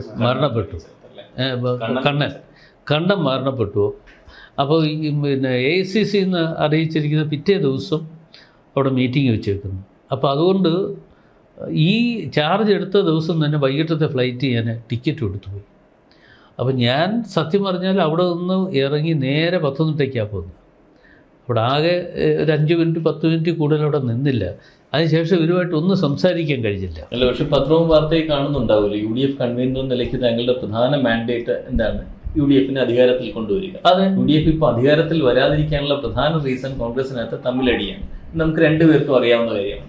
ഇനി ചോദ്യം എന്താ വെച്ചാൽ UDF കൺവീനർ കോൺഗ്രസിനകത്ത് തമ്മിലടി എങ്ങനെയാണ് തീർക്കാൻ പോകുന്നത്? അതൊക്കെ ഞങ്ങൾ പരിഹരിക്കും. അങ്ങനെ അതിന് നിങ്ങൾ ആരും ആശങ്കപ്പെടേണ്ട. അതൊക്കെ ഞങ്ങൾ പരിഹരിക്കാനുള്ള മാർഗങ്ങൾ കണ്ടെത്തും. ഈ സുധാകരന്റെ കാര്യം ചോദിക്കാൻ വിട്ടുപോയ ഒരു കാര്യം ആണ്. സുധാകരന്റെ കാര്യം ചോദിച്ചപ്പോൾ ഈ സുധാകരനെ പോലെ അല്ലാതെ വളരെ കേരളത്തിലും ദേശീയ തലത്തിലും വളരെ ആക്റ്റീവാണ് ശശി തരൂര്. എന്താണ് ഈ ശശി തരൂരിനെ കേരളത്തിലെ കോൺഗ്രസ് നേതൃത്വം ഇങ്ങനെ അവഗണിക്കുന്നത്? അല്ല, അത് എനിക്ക് പ്രത്യേകിച്ച് ശശി തരൂർ ഒരു വലിയ ഉന്നത സ്ഥാനത്തിരിക്കും. ഞാനാര് അല്ല, ഞാൻ പറഞ്ഞു, ഞാൻ ഒരു താഴെ തട്ടിൽ ഉള്ള ഒരു പ്രവർത്തകൻ. അത് ഇപ്പോഴല്ലേ അല്ല, ശശി തരൂര് എന്ന് പറയുന്നത് വലിയ ഉന്നത സ്ഥാനങ്ങളിൽ ദേശീയ അടിസ്ഥാനത്തിൽ അറിയപ്പെടുന്ന ഒരു വ്യക്തിയായിട്ട് നിൽക്കുന്നു. അദ്ദേഹം പിന്നെ വർക്കിംഗ് കമ്മിറ്റി മെമ്പറാണ്. അദ്ദേഹം പ്രസിഡൻറ്റിനെതിരെ മത്സരിച്ച ആളാണ്. അപ്പോൾ അതൊക്കെ കഴിഞ്ഞ് അദ്ദേഹത്തിന് പിന്നെ അദ്ദേഹത്തിൻ്റെ അഭിപ്രായങ്ങളൊക്കെ പറയാറുണ്ട്. പക്ഷേ കോൺഗ്രസ്സിന് അനുയോജ്യമായിട്ടുള്ള അഭിപ്രായങ്ങൾ വരണം എന്നുള്ളതേ ഉള്ളൂ. നമുക്ക് ഇപ്പോൾ കോൺഗ്രസ്സിനെ തള്ളിപ്പറഞ്ഞിട്ട് ഞാൻ കാര്യം പറഞ്ഞിട്ട് കാര്യമുണ്ട്. ഞാൻ MP ആണ്, അതുകൊണ്ട് കോൺഗ്രസ് ചെയ്യുന്നതൊക്കെ തെറ്റാണ് എന്ന് ഞാൻ പറയില്ല. പക്ഷേ ശശി തരൂർ അത് പറയുന്നുണ്ട്. അല്ല, അത് പറയുന്നുണ്ട്. അതൊക്കെ വർക്കിംഗ് കമ്മിറ്റിയും മറ്റു കാര്യമുണ്ട്, അവർ തീരുമാനിക്കട്ടെ. കോൺഗ്രസ്സുകാർക്ക് തന്നെ എന്നെ അങ്ങ് വിടും. കോൺഗ്രസ്സുകാർക്ക് തന്നെ തോന്നുന്ന ഒരു കാര്യമാണ്, ഈ ശശി തരൂരിന്റെ പൊട്ടൻഷ്യല് കോൺഗ്രസ് തിരിച്ചറിഞ്ഞിട്ടില്ല. ജനത്തിനൊക്കെ മനസ്സിലായി. എല്ലാവർക്കും അവരവരുടേതായ പൊട്ടൻഷ്യൽ ഉണ്ട് എല്ലാവർക്കും. പക്ഷെ എല്ലാവർക്കും ശശി തരൂരിനെ പോലെ പൊട്ടൻഷ്യൽ ഇപ്പോൾ ശശി തരൂരിനുള്ള പൊട്ടൻഷ്യൽ ചിലപ്പോൾ അടൂർ പ്രകാശിന് കാണത്തില്ല, അല്ലെങ്കിൽ സുധാകരന് കാണത്തില്ല. ഓരോരുത്തരും അവരുടേതായ പാർട്ടി പ്രവർത്തന രംഗത്ത് നിൽക്കുന്ന ആളുകൾ എന്നുള്ള നിലയിൽ അടിസ്ഥാനപരമായി പ്രവർത്തിച്ചു വന്നിട്ടുള്ള ആളുകൾ എന്നുള്ളത് സാധാരണ പ്രവർത്തകൻ്റെ വികാരങ്ങൾ കൂടി ഉൾക്കൊണ്ടുകൊണ്ടാണ് കേരളത്തിൽ, മറ്റു പലയിടത്തെയും കാര്യമല്ലേ ഞാൻ പറയുന്നത്, കേരളത്തിലെ പാർട്ടി പ്രവർത്തകരുടെ വികാരങ്ങൾ കൂടി ഉൾക്കൊണ്ടുകൊണ്ടാണ് എപ്പോഴും മുമ്പോട്ട് പോകാറുള്ളത്. ശശി തരൂരിന് അത് പറ്റുന്നില്ല എന്നാണ്. അത് എനിക്കറിയില്ല. തരൂര് മുഖ്യമന്ത്രി സ്ഥാനാർത്ഥിയാവാൻ യോഗ്യനായ ഒരു കോൺഗ്രസ് നേതാവ് അല്ല, ഞാൻ അതേക്കുറിച്ചൊന്നും പറയുന്നില്ല. ഞങ്ങൾക്ക് കോൺഗ്രസിന്റെ മുഖ്യമന്ത്രി അതിപ്പോൾ തീരുമാനിക്കേണ്ട കാര്യമല്ല. ഞങ്ങൾ തെരഞ്ഞെടുപ്പ് മത്സരിച്ച് ഞങ്ങൾക്ക് ഭൂരിപക്ഷം വരട്ടെ, ഭൂരിപക്ഷം വരുന്നുണ്ടെങ്കിൽ ഞങ്ങൾ തീരുമാനിക്കും ആര് വേണമെന്നുള്ളത്. നേതാവ് ആരാണ് കേരളത്തിലെ? ഏത് UDFന്റെ കേരളത്തിലെ നേതാവ് ആരാണ്? UDFന്റെ LDFന്റെ നേതാവ് ആരാന്ന് നമുക്കറിയാം, പിണറായി വിജയനാണ്. UDFന്റെ നേതാവ് ഞങ്ങൾ തെരഞ്ഞെടുപ്പ് കഴിയുന്നുണ്ടെങ്കിൽ ഞങ്ങൾ തീരുമാനിക്കും. അത് ഞങ്ങൾ പിന്നെ തെരഞ്ഞെടുപ്പ് കഴിഞ്ഞതിന് ശേഷം ഭൂരിപക്ഷം വരുന്നതനുസരിച്ച് ഞങ്ങൾ തീരുമാനിക്കും. പക്ഷേ ഇതിൽ ഒരു കാര്യം തുറന്ന് ചോദിക്കുകയാണ്. ഈ ആദ്യം KPCC പ്രസിഡന്റുമാരുടെ പേര് വരുമ്പോൾ ഒരു സാഹചര്യം ചർച്ച വരുമ്പോഴത്തേക്ക് താങ്കൾ അതിൻ്റെ മുൻകൈ ആയിട്ട് ഇറങ്ങിയിട്ടില്ലായിരിക്കും, പക്ഷെ പക്ഷെ അതിൽ അടൂർ പ്രകാശിന്റെ പേര് വളരെയധികം സമൂഹത്തിൽ ചർച്ച ചെയ്തു. കോൺഗ്രസ് പ്രവർത്തകർക്കിടയിൽ ചർച്ചയിലുണ്ടായിരുന്നു, അത് താങ്കൾക്കും അറിയാവുന്നതാണ്. പക്ഷേ അതിനിടയിൽ താങ്കൾ KPCC പ്രസിഡന്റ് ആകുന്നതുമായി ബന്ധപ്പെട്ട് കോൺഗ്രസ് നേതൃത്വത്തിൽ നിന്ന് തന്നെ വന്നത് താങ്കൾക്കൊരു ബാറുണ്ട്, താങ്കളൊരു മദ്യമുതലാളിയാണ് എന്നുള്ളതാണ്. അങ്ങനെ ഒരു ആക്ഷേപം താങ്കൾക്കെതിരെ ഉന്നയിച്ചതാണോ താങ്കളുടെ KPCC പ്രസിഡന്റ് സ്ഥാനത്തേക്ക് അവർ AICC പരിഗണിക്കാതിരുന്നത്? ഞാനങ്ങനെ വിശ്വസിക്കുന്നില്ല. ആരെങ്കിലും അങ്ങനെ പറഞ്ഞിട്ടുണ്ടെങ്കിൽ അവരുടെ അപക്വമായ വർത്തമാനത്തെ എന്തെങ്കിലും പറഞ്ഞു കാണുമായിരിക്കും, എനിക്കറിയില്ല. ഞാനതൊന്ന് ശ്രദ്ധിക്കാൻ പോയിട്ടില്ല. ഞാൻ പാർട്ടി പ്രവർത്തനം തുടങ്ങിയത് ഇന്നും ഇന്നലെയും തുടങ്ങിയതല്ല. MLA ആയതിന് ശേഷം ഞാൻ പാർട്ടി പ്രവർത്തനം തുടങ്ങിയതല്ല. ഞാൻ എൻ്റെ പാർട്ടി പ്രവർത്തനം 1970കളിൽ ഈ പാർട്ടിക്ക് വേണ്ടി അന്ന് KSU എന്ന് പറയുന്ന പ്രസ്ഥാനത്തിൻ്റെ അന്ന് സുധീരനൊക്കെ അന്ന് പ്രസിഡൻ്റാണ്. സുധീരൻ പ്രസിഡൻ്റായി വരുന്ന സമയത്ത് ഞാനന്ന് SP കോളേജിൽ പഠിക്കാൻ ചെല്ലുക. അവിടുത്തെ മതിലിൻ്റെ മണ്ടയ്ക്ക് കയറി ഇരുന്ന് പ്രസംഗം കേൾക്കാൻ വേണ്ടി ഇരുന്നിട്ടുള്ള ഒരുത്തരാണ് ഞാൻ. ഇവരുടെയൊക്കെ പേര് ചുവരുകളിൽ എഴുതി നടന്നിട്ടുള്ള ഒരാളാണ് ഞാൻ പണ്ട്. അപ്പം അതുമുതൽ ഇങ്ങോട്ട് ഉള്ള ഒരു കാലഘട്ടം മുഴുവൻ ഈ പ്രസ്ഥാനത്തെ ഒറ്റിക്കൊടുത്ത് അല്ലെങ്കിൽ ഈ പ്രസ്ഥാനത്തിനെ തള്ളിപ്പറഞ്ഞ് ഞാൻ പോയിട്ടില്ല. ആരൊക്കെ പോയിട്ടുണ്ടെങ്കിലും ഞാൻ പോയിട്ടില്ല. അത് ആ ചരിത്രം എടുത്ത് വെച്ച് നോക്കി അറിയാം. അന്ന് മുതൽ ഇങ്ങോട്ടുള്ള ഞാൻ KSUവിൻ്റെ യൂണിറ്റ് സെക്രട്ടറി ആയി തുടങ്ങിയതാണ്. യൂണിറ്റ് സെക്രട്ടറിയായി, യൂണിറ്റ് പ്രസിഡൻ്റായി, താലൂക്ക് പ്രസിഡൻ്റായി, ജില്ലാ പ്രസിഡൻ്റായി, സംസ്ഥാന വൈസ് പ്രസിഡൻ്റായി KSUവിനകത്ത്. അതേപോലെ തന്നെ നാട്ടിൽ യൂത്ത് കോൺഗ്രസിൻ്റെ പാർട്ടി ഉണ്ടായപ്പോൾ യൂത്ത് കോൺഗ്രസിൻ്റെ എന്നെ അടിച്ചേൽപ്പിച്ച് ചുമതല ഏൽപ്പിച്ചു. എന്താണെന്ന് വെച്ചാൽ ഞാൻ പഠിച്ചുകൊണ്ടിരിക്കുക. ഞാൻ കൊല്ലം കോളേജിൽ പഠിച്ചുകൊണ്ടിരിക്കുന്നുണ്ട്. അന്ന് റഹീം സാറ് ഈ പാർട്ടി രണ്ടാകുന്ന സമയത്ത് റഹീം സാറ് എന്നെ വിളിപ്പിക്കുകയാണ്. എൻ്റെ വീട്ടിൽ ഇരിക്കുന്ന എന്നെ കാർ കൊടുത്ത് എന്നെ വിളിപ്പിച്ചിട്ട് പറഞ്ഞു, ഇന്നടുത്ത് വരാൻ പറഞ്ഞു. ഞാൻ അവിടെ ചെന്നപ്പോൾ എന്നോട് പറഞ്ഞു, നിന്നെ ഞാൻ ഒരു ചുമതല ഏൽപ്പിക്കുകയാണ്, ആ ചുമതല ഏറ്റെടുത്തോളം. ഞാൻ പറഞ്ഞു, എനിക്കറിയാം ഇതിനു വേണ്ടി ആയിരിക്കും എന്നെ അവിടുത്തെ യൂത്ത് കോൺഗ്രസിൻ്റെ ബ്ലോക്ക് പ്രസിഡൻ്റ് ആകണം എന്നാരൊക്കെ നിർദ്ദേശിച്ചിട്ടുണ്ട് എന്ന് അറിയാൻ കഴിഞ്ഞു. പക്ഷെ അപ്പം ഞാൻ പഠിച്ചുകൊണ്ടിരിക്കുക അവിടെ. അപ്പോൾ ഞാൻ പറഞ്ഞു, ഞാൻ KSUവിനകത്ത് നിൽക്കാനാണ് എനിക്ക് താല്പര്യം, പഠിച്ചുകൊണ്ടിരിക്കുകയല്ലോ, നീ അവിടെ നിന്നോ, പക്ഷേ ഇവിടുത്തെ ചുമതലയും നീ നോക്കിയേ ഒക്കത്തുള്ളൂ, ഞാൻ പറയുന്നത് അങ്ങ് കേൾക്കണം എന്ന് റഹീം സാറാണ് എന്നെ പിടിച്ചു കൊണ്ടുവന്ന്. അന്ന് അടൂർ ഞാൻ എൻ്റെ വീട്ടിൽ ഇരിക്കും, പറക്കോടെന്ന് പറയുന്ന സ്ഥലത്ത് അന്ന് ഞങ്ങളുടെ ഈ പാർട്ടി രണ്ടായ സമയത്ത് ചെറിയ ഓഫീസുകളും മറ്റും ഉള്ളത്. പറക്കോടെന്ന് പറയുന്ന സ്ഥലത്തായിരുന്നു ഒരു ഓഫീസുള്ളത്. അവിടെ വന്നിരുന്നിട്ട് ഡ്രൈവറെ വിട്ടു വിളിപ്പിച്ച് എന്നെ അവിടെ വിളിച്ചു വരുത്തി, നീ ഏൽക്കണം എന്ന് പറഞ്ഞ്. അത് പിന്നെ യൂത്ത് കോൺഗ്രസിൻ്റെ മണ്ഡലം സെക്രട്ടറി ആയിരുന്നു, മണ്ഡലം പ്രസിഡൻ്റായി. പിന്നീട് യൂത്ത് കോൺഗ്രസിൻ്റെ തിരഞ്ഞെടുക്കപ്പെട്ട, ഇപ്പോഴത്തെ പോലുള്ള ഇതല്ല, അന്ന് തിരഞ്ഞെടുക്കപ്പെടുക എന്ന് പറയുമ്പോൾ അന്ന് 2 നിയോജകമണ്ഡലം, ഇന്നത്തെ കുന്നത്തൂർ നിയോജകമണ്ഡലവും അടൂർ നിയോജകമണ്ഡലം രണ്ടും കൂടെ ചേർന്നുള്ളതാണ് അന്ന് കുന്നത്തൂർ പിന്നെ നിയോജകമണ്ഡലം. അതിന് അകത്ത് 2 പേരെ DYCC മെമ്പർമാരായി തിരഞ്ഞെടുക്കാൻ പറ്റത്തുള്ളൂ. ആ തിരഞ്ഞെടുത്ത കൂട്ടത്തിൽ ഏറ്റവും കൂടുതൽ വോട്ട് പിടിച്ച് ജയിച്ച ആൾ ഞാനാണ്. അപ്പോൾ ഞാൻ പഠിച്ചുകൊണ്ടിരിക്കുക, ഞാൻ കൊല്ലം SM കോളേജിൽ വന്ന് പഠിച്ചുകൊണ്ടിരിക്കുകയാണ്. പഠിച്ചുകൊണ്ടിരിക്കുന്ന സമയത്ത് ഏറ്റവും കൂടുതൽ വോട്ട് പിടിച്ച് ഞാൻ DYCC മെമ്പറായി.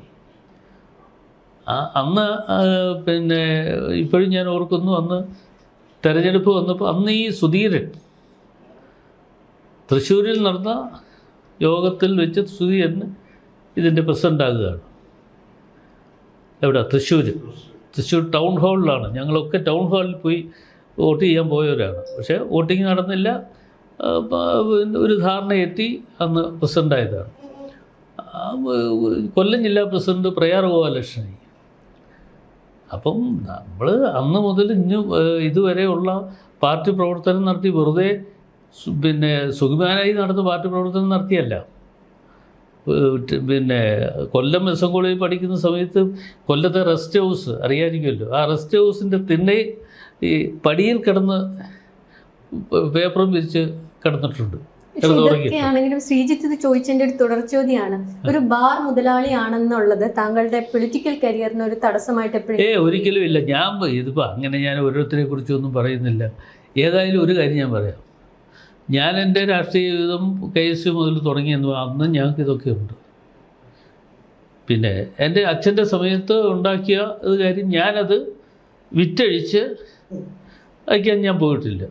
ഞാനത് എങ്ങനെയെങ്കിലും നടത്തിക്കൊണ്ട് പോകാൻ, അതല്ലാതെ കൊണ്ട് അതിനകത്ത് ബാറുണ്ട് എന്നുള്ളത് കൊണ്ട് കഴിച്ചിട്ട് റോഡിൽ കിടക്കുക, അങ്ങനെ റോഡിൽ കിടന്ന ചരിത്രം ഒരുപാട് പേരുടെ ഉണ്ടല്ലോ, ഞാനതൊന്നും പറയുന്നില്ല.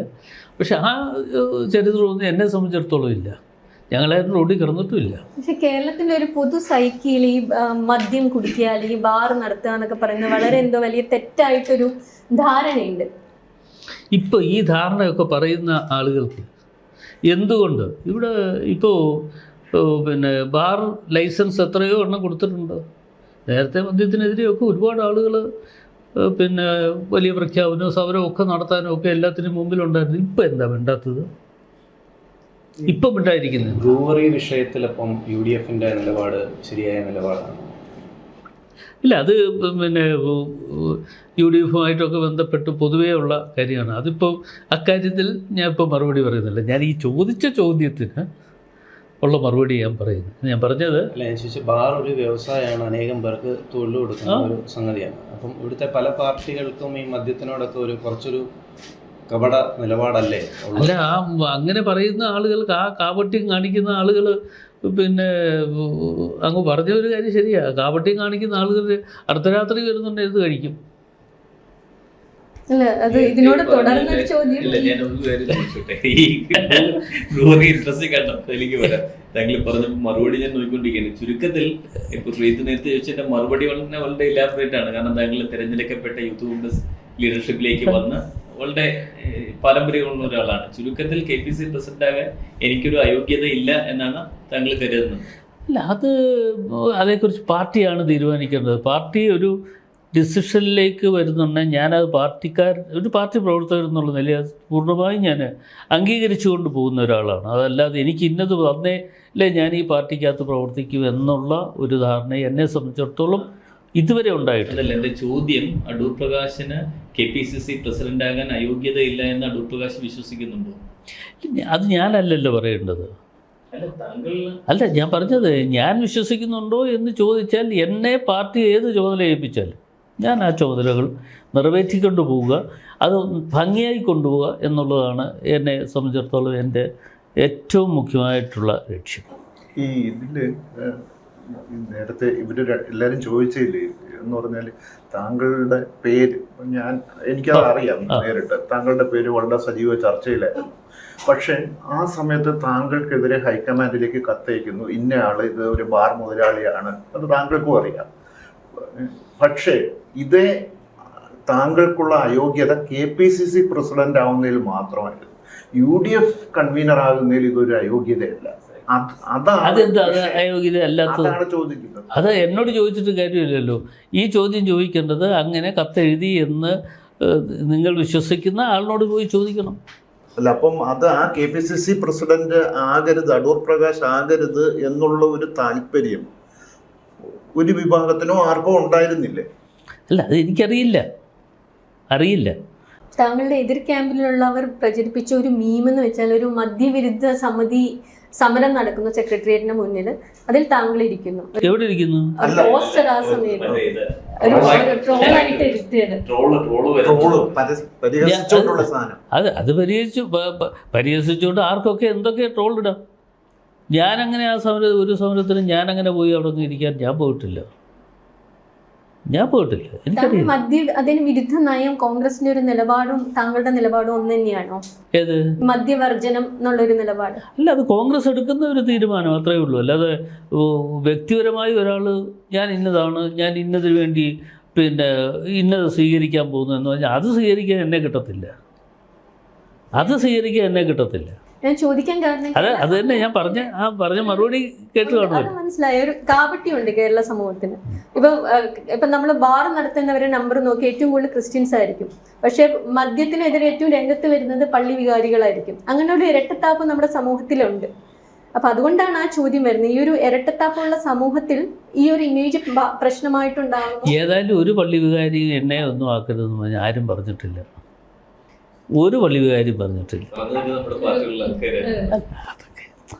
ഈ പാർട്ടിയല്ലേ, ഈ പാർട്ടിക്കകത്ത് ഇങ്ങനെ പലതും ഉണ്ടാകും.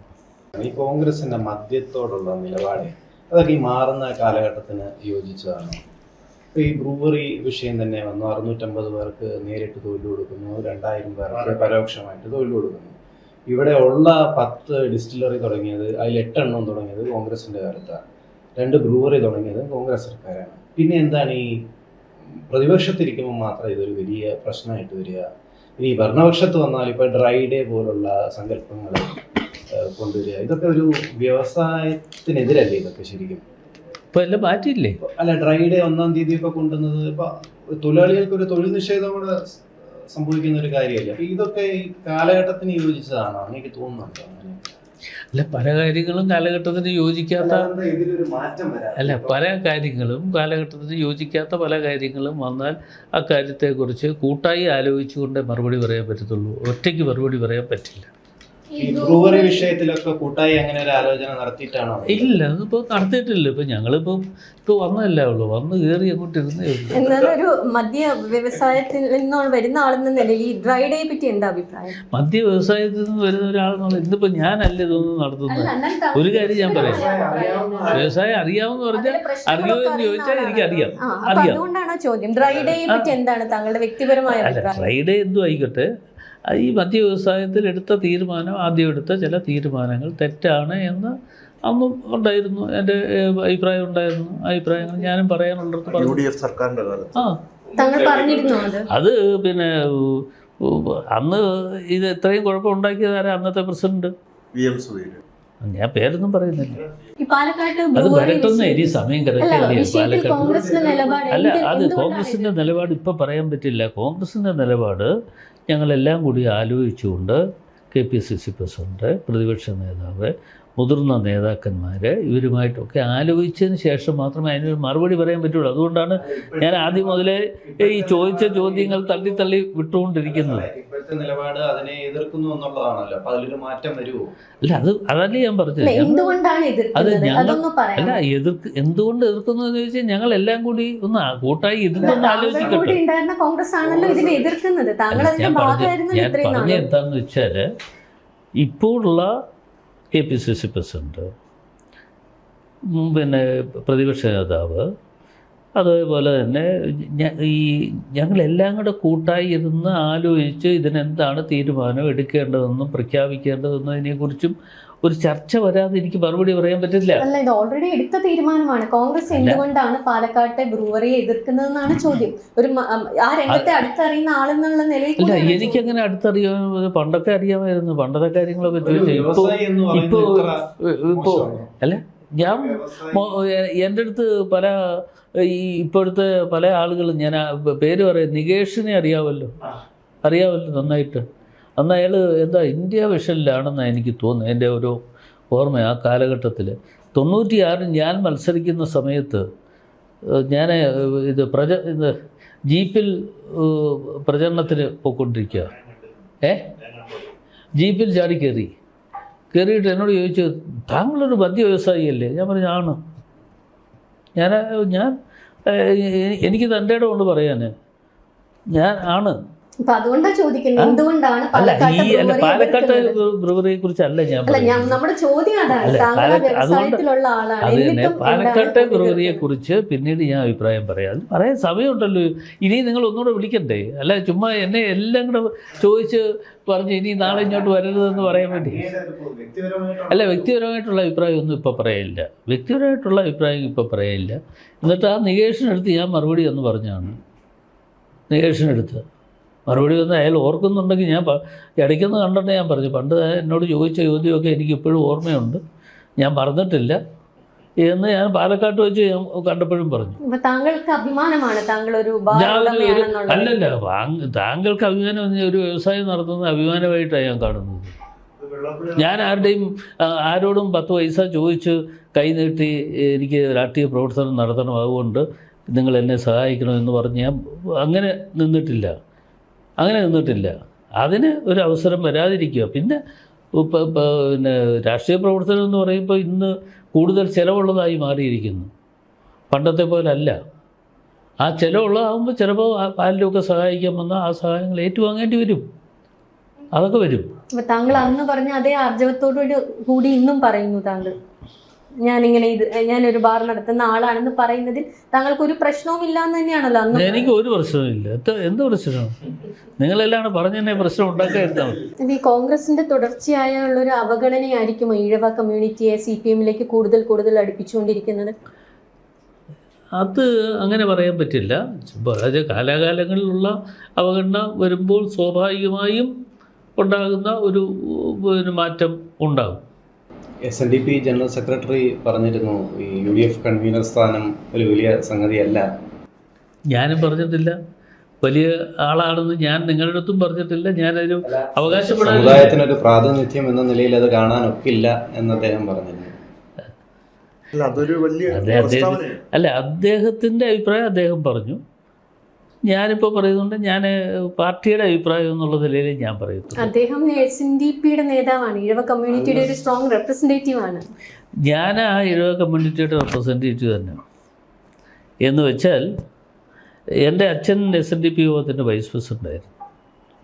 അച്ഛൻ മരണപ്പെട്ട് കഴിഞ്ഞപ്പോൾ ആ ബോർഡിൽ എല്ലാവരും കൂടി എന്നെയാണ് പറഞ്ഞു വിട്ടത്. അതുവരെ ഇതിൽ നിൽക്കണമെന്നൊന്നും പറഞ്ഞപ്പോൾ ഞാൻ തയ്യാറായില്ല. ഇവരെല്ലാം കൂടെ വന്ന് പറഞ്ഞപ്പോൾ ഞാൻ ഞാൻ നിൽക്കാം, തിരഞ്ഞെടുപ്പൊന്നുമില്ല. അങ്ങനെ ബോർഡിൽ ഞാൻ വരികയും SNDP യോഗത്തിൻ്റെ കൗൺസിൽ അംഗമായി ഞാൻ പ്രവർത്തിച്ച ആളാണ്. അന്ന് നമ്മുടെ ഗോവിന്ദ വക്കീലാണ് ജനറൽ സെക്രട്ടറി. കൗൺസിൽ അംഗമായിട്ട് ഞാൻ പ്രവർത്തിച്ചു. നവതി ആഘോഷമൊക്കെ നടക്കുന്നതാണ് ഞങ്ങളുടെയൊക്കെ നേതൃത്വത്തിലാണ് നടന്നത്. അപ്പം ഞാൻ പറഞ്ഞത് SNDP യോഗവുമായിട്ട് ഒരു ബന്ധം ഇന്നും ഇന്നലെയും തുടങ്ങിയതല്ല.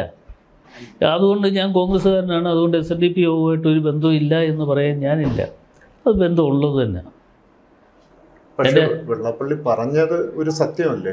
ഈഴവർ അന്യം നിൽക്കുകയാണ് കോൺഗ്രസിൽ നിന്നാണ് അദ്ദേഹം പറഞ്ഞത്. അല്ല, അത് അദ്ദേഹത്തിൻ്റെ അഭിപ്രായമല്ലേ പറഞ്ഞത്. ആയിക്കോട്ടെ. സാറും അദ്ദേഹമായിട്ടുള്ള ബന്ധം നല്ല ബന്ധമാണ്, ഒരു കുഴപ്പമില്ലാത്ത ബന്ധമുണ്ട്. പണ്ട് വളരെ വിമർശിക്കുകയൊക്കെ. അല്ല, അദ്ദേഹം പിന്നെ സമയാസമയങ്ങളിൽ എന്നെ മാത്രമല്ല പല ആളുകളും വിമർശിക്കാറുണ്ട്. അത് അദ്ദേഹത്തിൻ്റെ അവകാശമാണ്. അദ്ദേഹം SNDP യോഗത്തിൻ്റെ ജനറൽ സെക്രട്ടറിയായി പ്രവർത്തിക്കുന്ന സമയത്ത് ചില കാര്യങ്ങൾ കാണുമ്പോൾ അദ്ദേഹം പലതും വിമർശിക്കും.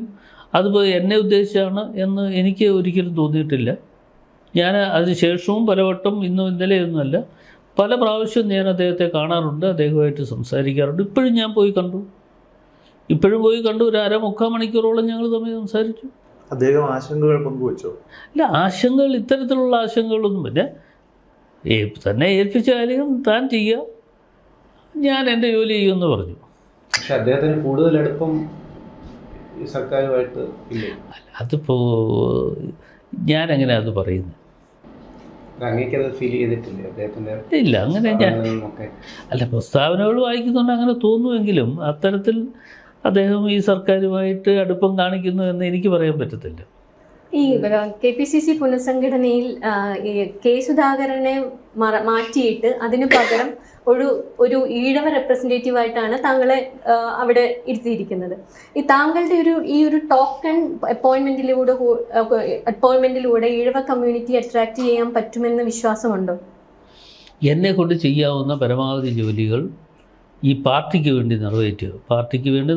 എന്നെ ഒരു ചുമതല ഏൽപ്പിച്ചു. ആ ചുമതല ഏറ്റതനുസരിച്ച് പാർട്ടിക്ക് വേണ്ടി ഞാൻ UDF എന്നുള്ളതല്ല, ആദ്യം പാർട്ടിക്ക് വേണ്ടി ഞാൻ പരമാവധി ജോലി ചെയ്യുകയും അത് UDFന് അനുകൂലമായി കൊണ്ടുവരികയും ചെയ്യുക എന്നുള്ളതാണ് എൻ്റെ പ്രധാനപ്പെട്ട ലക്ഷ്യം.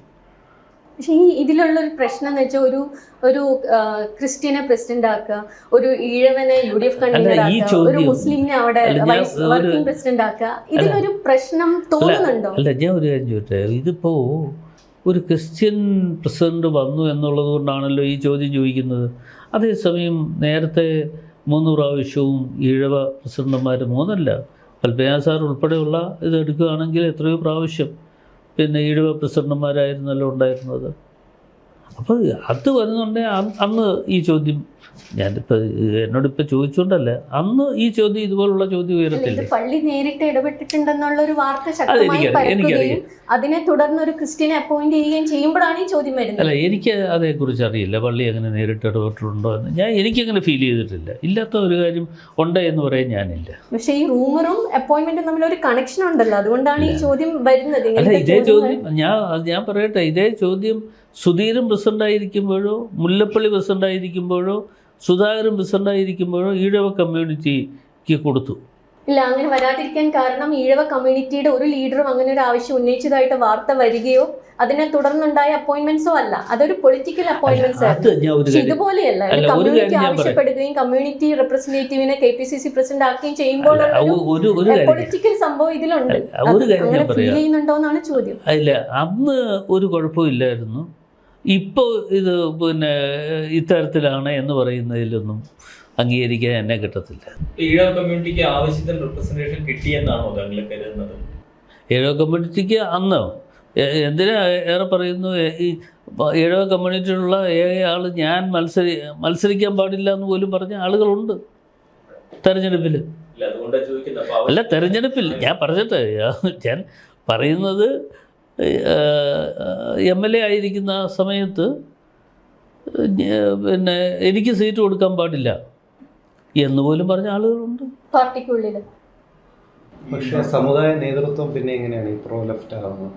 അല്ല, സമുദായ നേതൃത്വം എന്ന് പറയുന്നത് ഏത് സമുദായമാണെങ്കിലും, ഞാൻ ഒരു സമുദായമല്ല, ഏത് സമുദായമാണെങ്കിലും ആ സമുദായം പറയുന്ന അല്ലെങ്കിൽ സമുദായ നേതൃത്വം പറയുന്നത് അനുസരിച്ച് മാത്രം വോട്ട് ചെയ്യുന്നവരല്ല കേരളത്തിലുള്ളത്. ഇവിടെ ഏറ്റവും കൂടുതൽ ചിന്താശക്തിയുള്ള പിന്നെ കാര്യങ്ങളിലൊപ്പം ബോധ്യം വരുന്ന നിരവധി ആളുകളുണ്ട് കേരളത്തിൽ. അപ്പോൾ ഒരു സമുദായം പറഞ്ഞു എന്നുള്ളത് കൊണ്ട് അവരെല്ലാവരും പിന്നെ ആ സമുദായത്തിൻ്റെ നേതൃത്വം പറയുന്നത് ആണ് ശരി എന്ന് പറഞ്ഞ് നിൽക്കുന്നവരൊന്നുമല്ല. തെരഞ്ഞെടുപ്പിൻ്റെ അവസ്ഥയിലൊക്കെ അത് ബാധിക്കില്ലേ നേതൃത്വത്തിൻ്റെ നിലപാട്? പരസ്യ പ്രസ്താവനകളൊക്കെ വരുമ്പോൾ? അല്ല, അതൊക്കെ ഓരോ സമയത്തും ഓരോന്നും ഉണ്ടാകാറുണ്ടല്ലോ. അതിനെയൊക്കെ നേരിടുക എന്നുള്ളതാണ് ഒരു പൊളിറ്റിക്കൽ പാർട്ടി എന്നുള്ള നിലയിൽ പിന്നെ അവരവരുടെ ചുമതല. പക്ഷേ ഈ സമുദായ നേതാക്കന്മാർ പറയുന്നത് കേൾക്കുന്നത് കൊണ്ടായിരിക്കുമല്ലോ ഇലക്ഷന്റെ തലേദിവസം ആകുമ്പോഴേക്കും എല്ലാവരും സമുദായ നേതാക്കന്മാരുടെ ഡോറിൽ പോയി മുട്ടാൻ പോകുന്നത് പലരും നമ്മൾ കാണാറുണ്ടല്ലോ. അതിപ്പോൾ കേരളത്തിൻ്റെ പൊതു അവസ്ഥ വെച്ച് കേരളത്തിലെ എല്ലാ സമുദായ സംഘടനകളുടെ നേതാക്കന്മാരെ കാണാറുണ്ട്.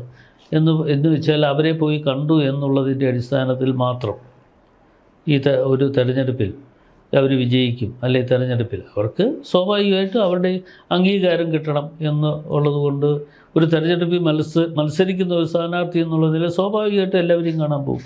ഒരു സമുദായത്തിലുള്ള ആളുകളെ അല്ല, എല്ലാവരെയും കാണാൻ പോകും. ഈ SNDPയുടെ ഒരു ചരിത്രം എടുത്ത് നോക്കിയാൽ SNDP യോഗത്തിൻ്റെ ജനറൽ സെക്രട്ടറി, ഞാൻ വെള്ളപ്പള്ളിയുടെ അല്ല, അതിന് മുമ്പ് രാഘവൻ സാറായാലും ഗോവിന്ദൻ സാറൊക്കെ ആയാലും അവരെല്ലാവരും ഈ കോൺഗ്രസിനോടും UDFനോടും ഒക്കെ ഒരു അനുകൂല സമീപനം എടുക്കുകയും പലപ്പോഴും SNDPയുടെ അണികളെന്ന് പറയുന്നവർക്ക് ഒരു ഇടത് മനസ്സുണ്ടാവുകയും ചെയ്യും.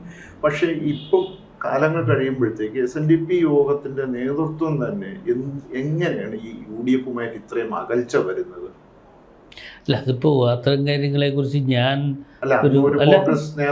ഒരു അങ്ങനെ മറുപടി പറയാൻ പറ്റില്ല.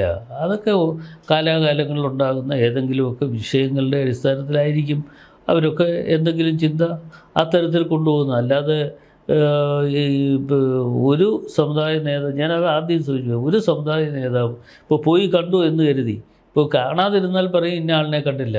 ഇപ്പം ഞാൻ ഇതായതിനു ശേഷം അല്ലെങ്കിൽ കഴിഞ്ഞ തെരഞ്ഞെടുപ്പിലും ഒക്കെ ഞാൻ NSSൻ്റെ ജനറൽ സെക്രട്ടറി ഞാൻ കാണാൻ പോയിട്ടുണ്ട്. ഇപ്പോഴും ഞാൻ പോയി വെള്ളാപ്പള്ളിയെ കണ്ടു. ഇങ്ങനെ ഓരോ ആളുകളെയും കാണുക എന്ന് പറയുന്നത് അവരെ പോയി കാണുക എന്ന് പറയുന്നത് നമ്മുടെ ഒരു മാന്യതയ്ക്ക് യോജിച്ച ഒരു കാര്യം എന്നുള്ള നിലയിൽ അവരെയൊക്കെ കാണുക, അവരെ കണ്ട് കാര്യങ്ങൾ ഞാൻ എന്ന കാര്യങ്ങളൊക്കെ ചെയ്യുകയാണ്, അല്ലെങ്കിൽ അതിനവസരം കിട്ടിയിരിക്കുന്നു എന്ന് പറയുക, അത്രയും ഉണ്ടെന്നില്ല. എല്ലാ കമ്മ്യൂണിറ്റിക്കും അവരുടേതായ റോളുണ്ടാകും, അവരുടേതായ റോൾ ഉണ്ടാകുന്നുണ്ട്. ഒരു പാർട്ടിക്കകത്ത് എടുക്കേണ്ട തീരുമാനങ്ങൾ, ആ തരത്തിൽ തീരുമാനങ്ങൾ എടുക്കുമ്പോൾ അതിന് യുക്തമായ നടപടികളാണ് ഉണ്ടാകേണ്ടിയിരിക്കുന്നത്. ഇപ്പോൾ എന്നെ ഇപ്പോൾ ഈ സ്ഥാനത്ത് കൊണ്ടുവന്നത് ഇഴവനായി പോയി എന്നുള്ളത് കൊണ്ടാണെന്നൊന്നും വിശ്വാസമൊന്നും എനിക്കില്ല. കോൺഗ്രസ് എന്ന് പറയുന്ന ഒരു ജനാധിപത്യ പ്രസ്ഥാനം. ആ ജനാധിപത്യ പ്രസ്ഥാനം എന്നുള്ള നിലയിൽ കോൺഗ്രസ്സിന് എപ്പോഴും ഓരോ കാര്യങ്ങൾക്കും അഭിപ്രായങ്ങളുണ്ടാകാം.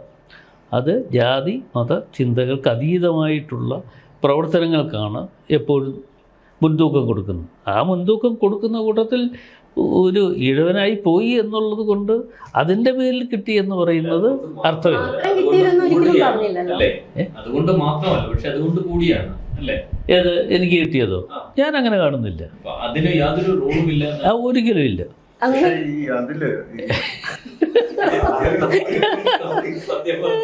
അതൊരു സ്റ്റേറ്റ്മെന്റ് അല്ലേ, അതിനൊരു റോളില്ല.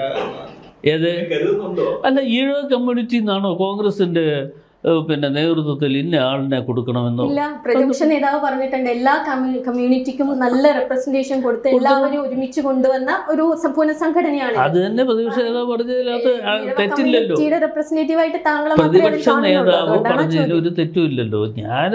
എൻ്റെ അഭിപ്രായം എന്ന് പറയുന്നത്, എന്നെ ഏതെങ്കിലും ചുമതല ഏൽപ്പിച്ചിട്ടുണ്ടെങ്കിൽ ഒരു ജനാധിപത്യ പ്രസ്ഥാനത്തിൽ ഇത്രയും നാൾ പ്രവർത്തിച്ച ഒരാളെന്നുള്ള നിലയിൽ എനിക്ക് അതിനൊരു അവസരം തന്നു, അത്രയേ ഉള്ളൂ. കിട്ടേണ്ടത് തന്നില്ല. അത് ഞാൻ അങ്ങനെ പറഞ്ഞിട്ടില്ല. ഇപ്പൊ ഏൽപ്പിച്ച ജോലി തൃപ്തിയായി ഞാൻ കൊണ്ടുപോകും.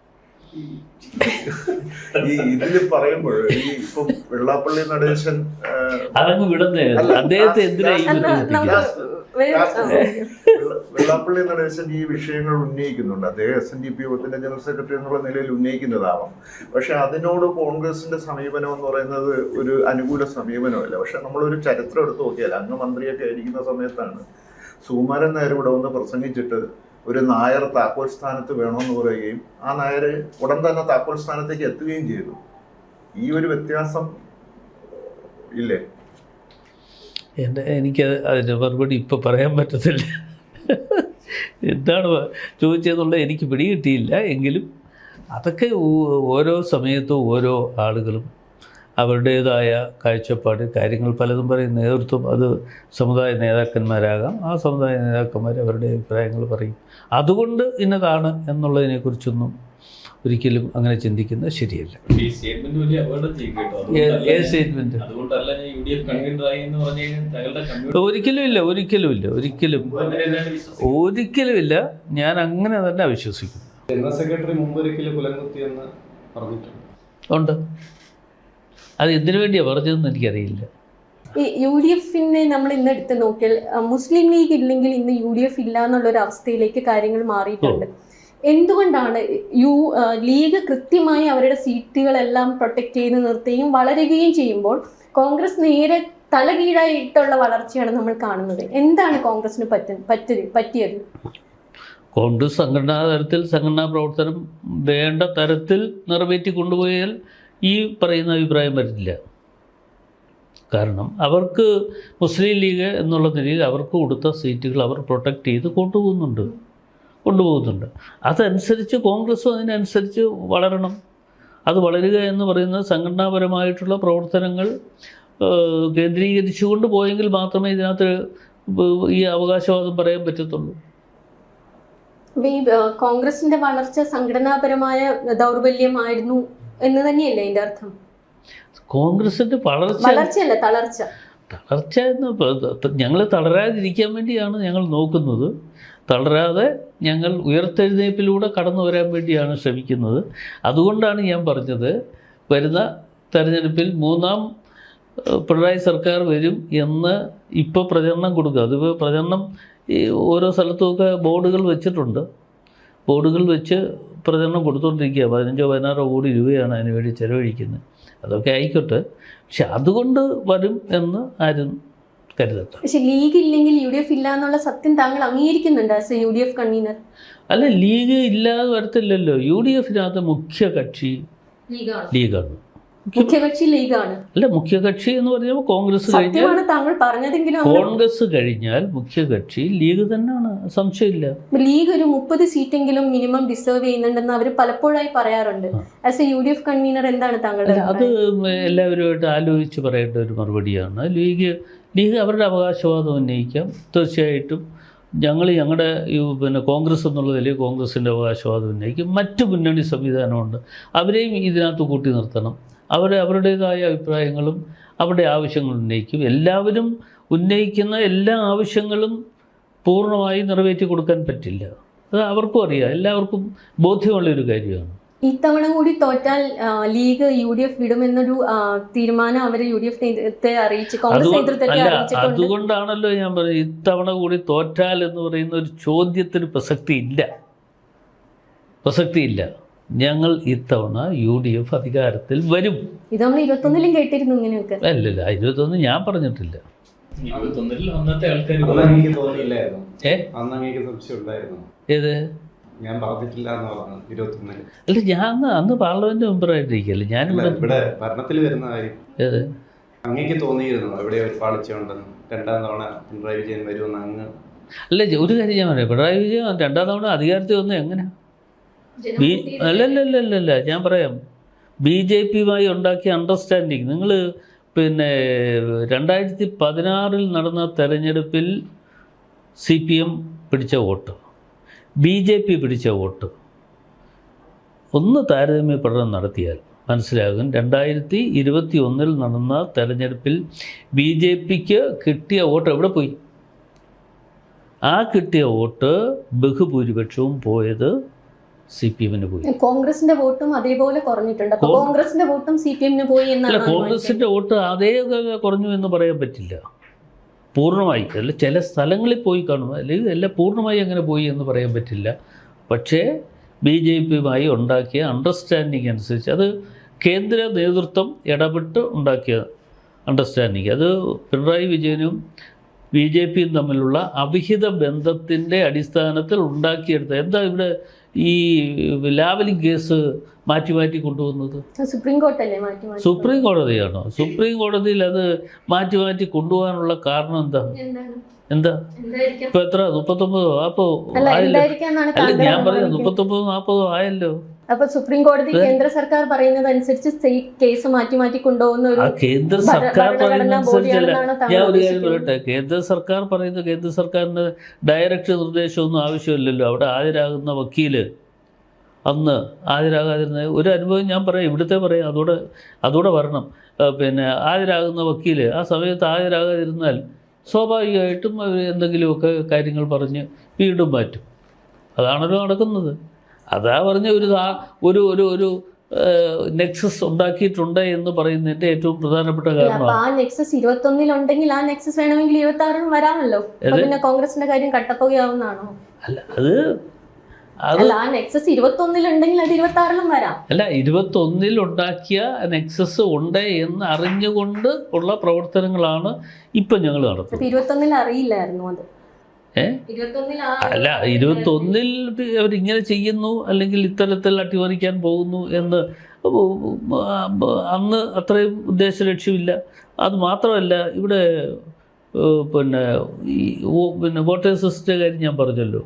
വീടുകൾ കയറി ഇറങ്ങി പിന്നെ വോട്ട് കളക്ട് ചെയ്തുകൊണ്ട് പോയല്ലോ. ഏതാ ബിഗ് ഷോപ്പർ ഇട്ട് ആ ബിഗ് ഷോപ്പറിനകത്ത് പ്രായമുള്ള ആളുകൾ എത്ര 80 വയസ്സോ അങ്ങനെ കണ്ട് ഒരു പരിധി വെച്ചിട്ട് അവരുടെയൊക്കെ വോട്ടുകൾ കളക്ട് ചെയ്തുകൊണ്ട് പോയി. അത് കളക്ട് ചെയ്തുകൊണ്ട് പോയത് പിന്നെ ഇവിടുന്ന് ഈ ടെക്സ്റ്റൈൽ ഷോപ്പിൽ നിന്നും മറ്റും കിട്ടുന്ന ബിഗ് ഷോപ്പറിനകത്താണ്. ആ ബിഗ് ഷോപ്പറിനകത്ത് ഇട്ടുകൊണ്ട് പോയ കാര്യങ്ങളെക്കുറിച്ചാണ് ഇപ്പോൾ ജി സുധാകരൻ പറഞ്ഞേക്കുന്നത്. അതുകൊണ്ട് എടുത്ത് വെച്ച് വായിക്കാം. കോൺഗ്രസ് എന്തിനായി നമ്മളുടെ നേരാവണ്ണം വർക്ക് ചെയ്യാതെ ഇലക്ഷൻ തോറ്റ് കഴിഞ്ഞിട്ട് ഇത്ര കോൺസ്പിറസി തിയറി ഒക്കെ ആയിട്ട് വന്നിട്ട് അല്ല, ഇതിനകത്ത് കോൺസ്പിറസി തിയറി ഇത് ഉണ്ട് എന്ന് ജനങ്ങളറിയണ്ടേ? ജനങ്ങളറിയണമല്ലോ. ഇത് ഇന്ന തരത്തിൽ നടന്നു. അന്ന് ഞാൻ പോയി പരാതി കൊടുക്കാൻ പോയതാണ്. കോവിഡിൻ്റെ കാലഘട്ടത്തിൽ ഞാനിവിടെ അന്നത്തെ ഇലക്ഷൻ കമ്മീഷണർ ആയിരുന്ന ആരായിരുന്നു, അദ്ദേഹത്തെ ഞാൻ നേരിട്ട് പോയി കണ്ടതാണ്. അന്ന് ആ കോവിഡിൻ്റെ സമയമാണ്. ആ കോവിഡിൻ്റെ സമയത്ത് ജനങ്ങളുടെ വികാരം ഇളക്കി വിടാൻ വേണ്ടിയൊക്കെ ചെയ്തു. പക്ഷേ അവിടെ പോകുന്ന ആരാ? CPM ആളുകൾ, NGO യൂണിയൻ്റെ ആളുകൾ, പിന്നെ പോലീസ് ഉദ്യോഗസ്ഥന്മാർ 2-3 പേര് പോലും, അതും ഇവരുമായി യോജിച്ച് നിൽക്കുന്ന ഉദ്യോഗസ്ഥന്മാർ. എന്നിട്ട് ബിഗ് ഷോപ്പർ എടുക്കുക. ആ ബിഗ് ഷോപ്പർ എടുത്ത് കിട്ടുന്ന വോട്ടുകൾ ഇപ്പോൾ സുധാകരൻ പറഞ്ഞല്ലോ എങ്ങനെയാണ് ഞങ്ങൾ ചെയ്തുകൊണ്ടിരുന്നത് എന്നുള്ളതിനെക്കുറിച്ച് പറഞ്ഞല്ലോ. ആയിക്കോട്ടെ, ഞാൻ സത്യസന്ധമായിട്ട് അങ്ങനെ UDFന്റെ കൺവീനർ കോൺഗ്രസിന് ഒരു ഭയങ്കര കോൺഗ്രസിനുള്ള UDFന് തന്നെ വലിയ ലീഡർഷിപ്പ് ബാക്ക്ഗ്രൗണ്ട്, അതായത് ഒരു ലീഡർഷിപ്പ് ഇല്ലായ്മയുണ്ട്. നിങ്ങൾക്ക് തമ്മിലടി തീർന്നിട്ട് സമയമില്ല. നിങ്ങളുടെ ഒരു മെയിൻ സ്റ്റേ ആയിരുന്ന കേരള കോൺഗ്രസ് UDFന്റെ തന്നെ കയ്യിലിട്ടുകൊണ്ട് നിങ്ങളുടെ കയ്യിൽ നിന്ന് പോയി. UDF ഏറ്റവും ദുർബലമായിരിക്കുന്ന ഒരു അവസ്ഥയിലൂടെയാണ് കടന്നു പോകുന്നത്. ഇതൊന്നും സോർട്ട് ഔട്ട് ചെയ്യാതെ പിണറായി വിജയനും BJP തമ്മിലുള്ള അവിഹിത ബന്ധം കാരണമാണ് ഇടതുപക്ഷം രണ്ടാമത് വന്നത് എന്ന് UDF പറഞ്ഞുകൊണ്ടേ ഇരുന്നാൽ ഈ ഇലക്ഷൻ ജയിക്കുമെന്ന് താങ്കൾ കരുതുന്നു? അങ്ങനെ കരുതുന്നില്ല. ഞാൻ അതുകൊണ്ടാണ് പറഞ്ഞത് എല്ലാ സോഷ്യൽ ഗ്രൂപ്പും അല്ലെങ്കിൽ ഇപ്പോൾ വിട്ടുപോയിട്ടുള്ള ആളുകളും മറ്റുള്ള ആളുകളുമായി ഒക്കെ ഒരു ഡിസ്കഷൻ നടത്തി അവരെ കൂടി ഈ പ്രസ്ഥാനത്തിൽ കൊണ്ടുവരാൻ പറ്റുന്ന നടപടിയിലേക്ക് പോകാൻ പറ്റുമോ എന്ന് ഞങ്ങൾ ആലോചിക്കുക. അത് കൂട്ടായി ആലോചിച്ച് പറയേണ്ട മറുപടിയാണ്, ഞാൻ ഒറ്റയ്ക്ക് പറയേണ്ടതല്ല. എന്ന് വെച്ചാൽ അത് ഈ മുന്നണി സംവിധാനം എന്നുള്ള നിലയിൽ ആ മുന്നണി സംവിധാനത്തിലേക്ക് ആരൊക്കെയാണ് ഉണ്ടാകേണ്ടത്, അതൊരു അന്തിമഘട്ടത്തിലേക്കുള്ള ചർച്ച വരുന്നുണ്ട്. അതിനുള്ള അവസരം ഞങ്ങൾ ഉണ്ടാക്കും. കേരള കോൺഗ്രസ് മാണി തിരിച്ചു വരുമോ? അല്ല, അങ്ങനെ ഒരു ചർച്ച നടന്നിട്ടില്ല, ഡിസ്കഷൻ നടന്നിട്ടില്ല. ഞങ്ങളത് ആഗ്രഹിക്കുന്നുണ്ട്. അല്ല, ഞാൻ അതിനെ ആഗ്രഹിക്കുന്നു എന്ന് ഞാൻ പറഞ്ഞല്ലോ. അതെന്ന് പറഞ്ഞാൽ അതിനകത്ത് എല്ലാം ഉൾക്കൊള്ളത്തില്ലേ. പക്ഷേ കേരള കോൺഗ്രസ് UDF ഇട്ട് പോകാനുള്ള വൺ ഓഫ് ദ റീസൺസ് താങ്കളും ബിജു രമേശും അടക്കമുള്ള ഒരു ഗൂഢാലോചന കാരണമാണെന്ന് കേരള കോൺഗ്രസ് സ്ഥിരമായി പറയുന്നതാണ്. ഇപ്പോൾ താങ്കൾ UDF കൺവീനർ ആയിരിക്കുമ്പോൾ കേരള കോൺഗ്രസ് തിരിച്ചു വരുമെന്നുള്ള ഒരു പ്രതീക്ഷ അസ്ഥാനത്താവും. ഇല്ല, അതൊന്നും വെറുതെ ആവശ്യമില്ലാത്ത ഒരു ചർച്ചകളിലേക്ക് പോവുകയാണ്. അല്ല, കേരള കോൺഗ്രസ് അന്ന് പറഞ്ഞോ ഇല്ലയോ എന്നുള്ള ഇനിയിപ്പോൾ അവരോട് ചോദിക്കണം. എനിക്കറിയില്ല അത്തരം കാര്യങ്ങൾ. ഞാനൊരു നെക്സസിനും ഞാൻ കൂട്ടുനിന്നിട്ടില്ല. അങ്ങനെ ഒരു കാര്യത്തിൽ ഞാൻ നിന്നിട്ടില്ല. എനിക്കറിയാവുന്ന കാര്യം ഞാൻ പറയും. ഈ UDF-ന്റെ തന്നെ ഒരു കാര്യത്തിൽ ഈ UDF-ലെ മുസ്ലിം ലീഗ് വലിയൊരു സംഘടനയായിട്ടുണ്ട്. പക്ഷേ ഈ കോൺഗ്രസിനെതിരെ ഇപ്പം എല്ലാവരും BJP ആയാലും CPM ഒക്കെ ഉയർത്തുന്ന ഒരു ആക്ഷേപം എന്ന് പറയുന്നത് മുസ്ലിങ്ങളിലെ ഒരു തീവ്രവാദ നിലപാടുള്ള പല സംഘടനകളുമായിട്ട് കോൺഗ്രസ്സിന് ഉള്ള അഭേദ്യമായ ബന്ധം, തിരഞ്ഞെടുപ്പുകളിലുണ്ടാകുന്ന ബന്ധം, തിരഞ്ഞെടുപ്പിൽ അവരുമായിട്ട് സഹായിക്കുക, അവരുടെ വോട്ട് വാങ്ങുക, തിരിച്ച് അവരുമായിട്ട് ബന്ധം ഉണ്ടാക്കുക, അണ്ടർസ്റ്റാൻഡിങ് ഉണ്ടാക്കുക.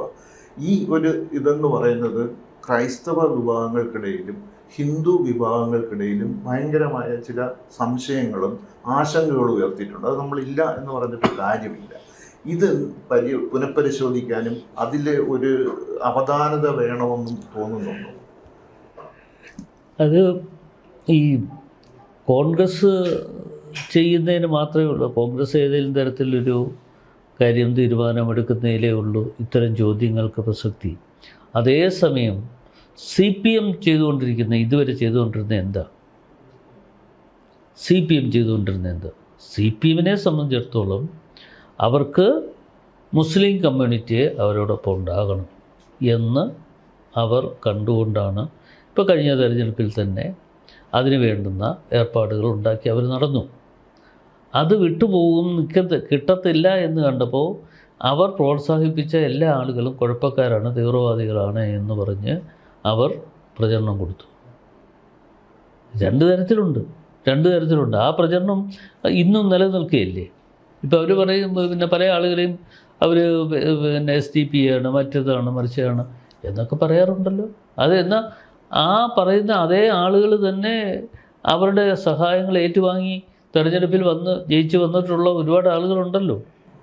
പക്ഷേ കോൺഗ്രസിനെ അല്ലേ ഇത് ബാധിക്കുന്നത്? ഇപ്പം അല്ല, കോൺഗ്രസിനെ ബാധിക്കുന്നു എന്ന് പറയുന്ന അത്തരം കാര്യങ്ങൾ കൂടി ഞങ്ങൾ ചിന്തിക്കും.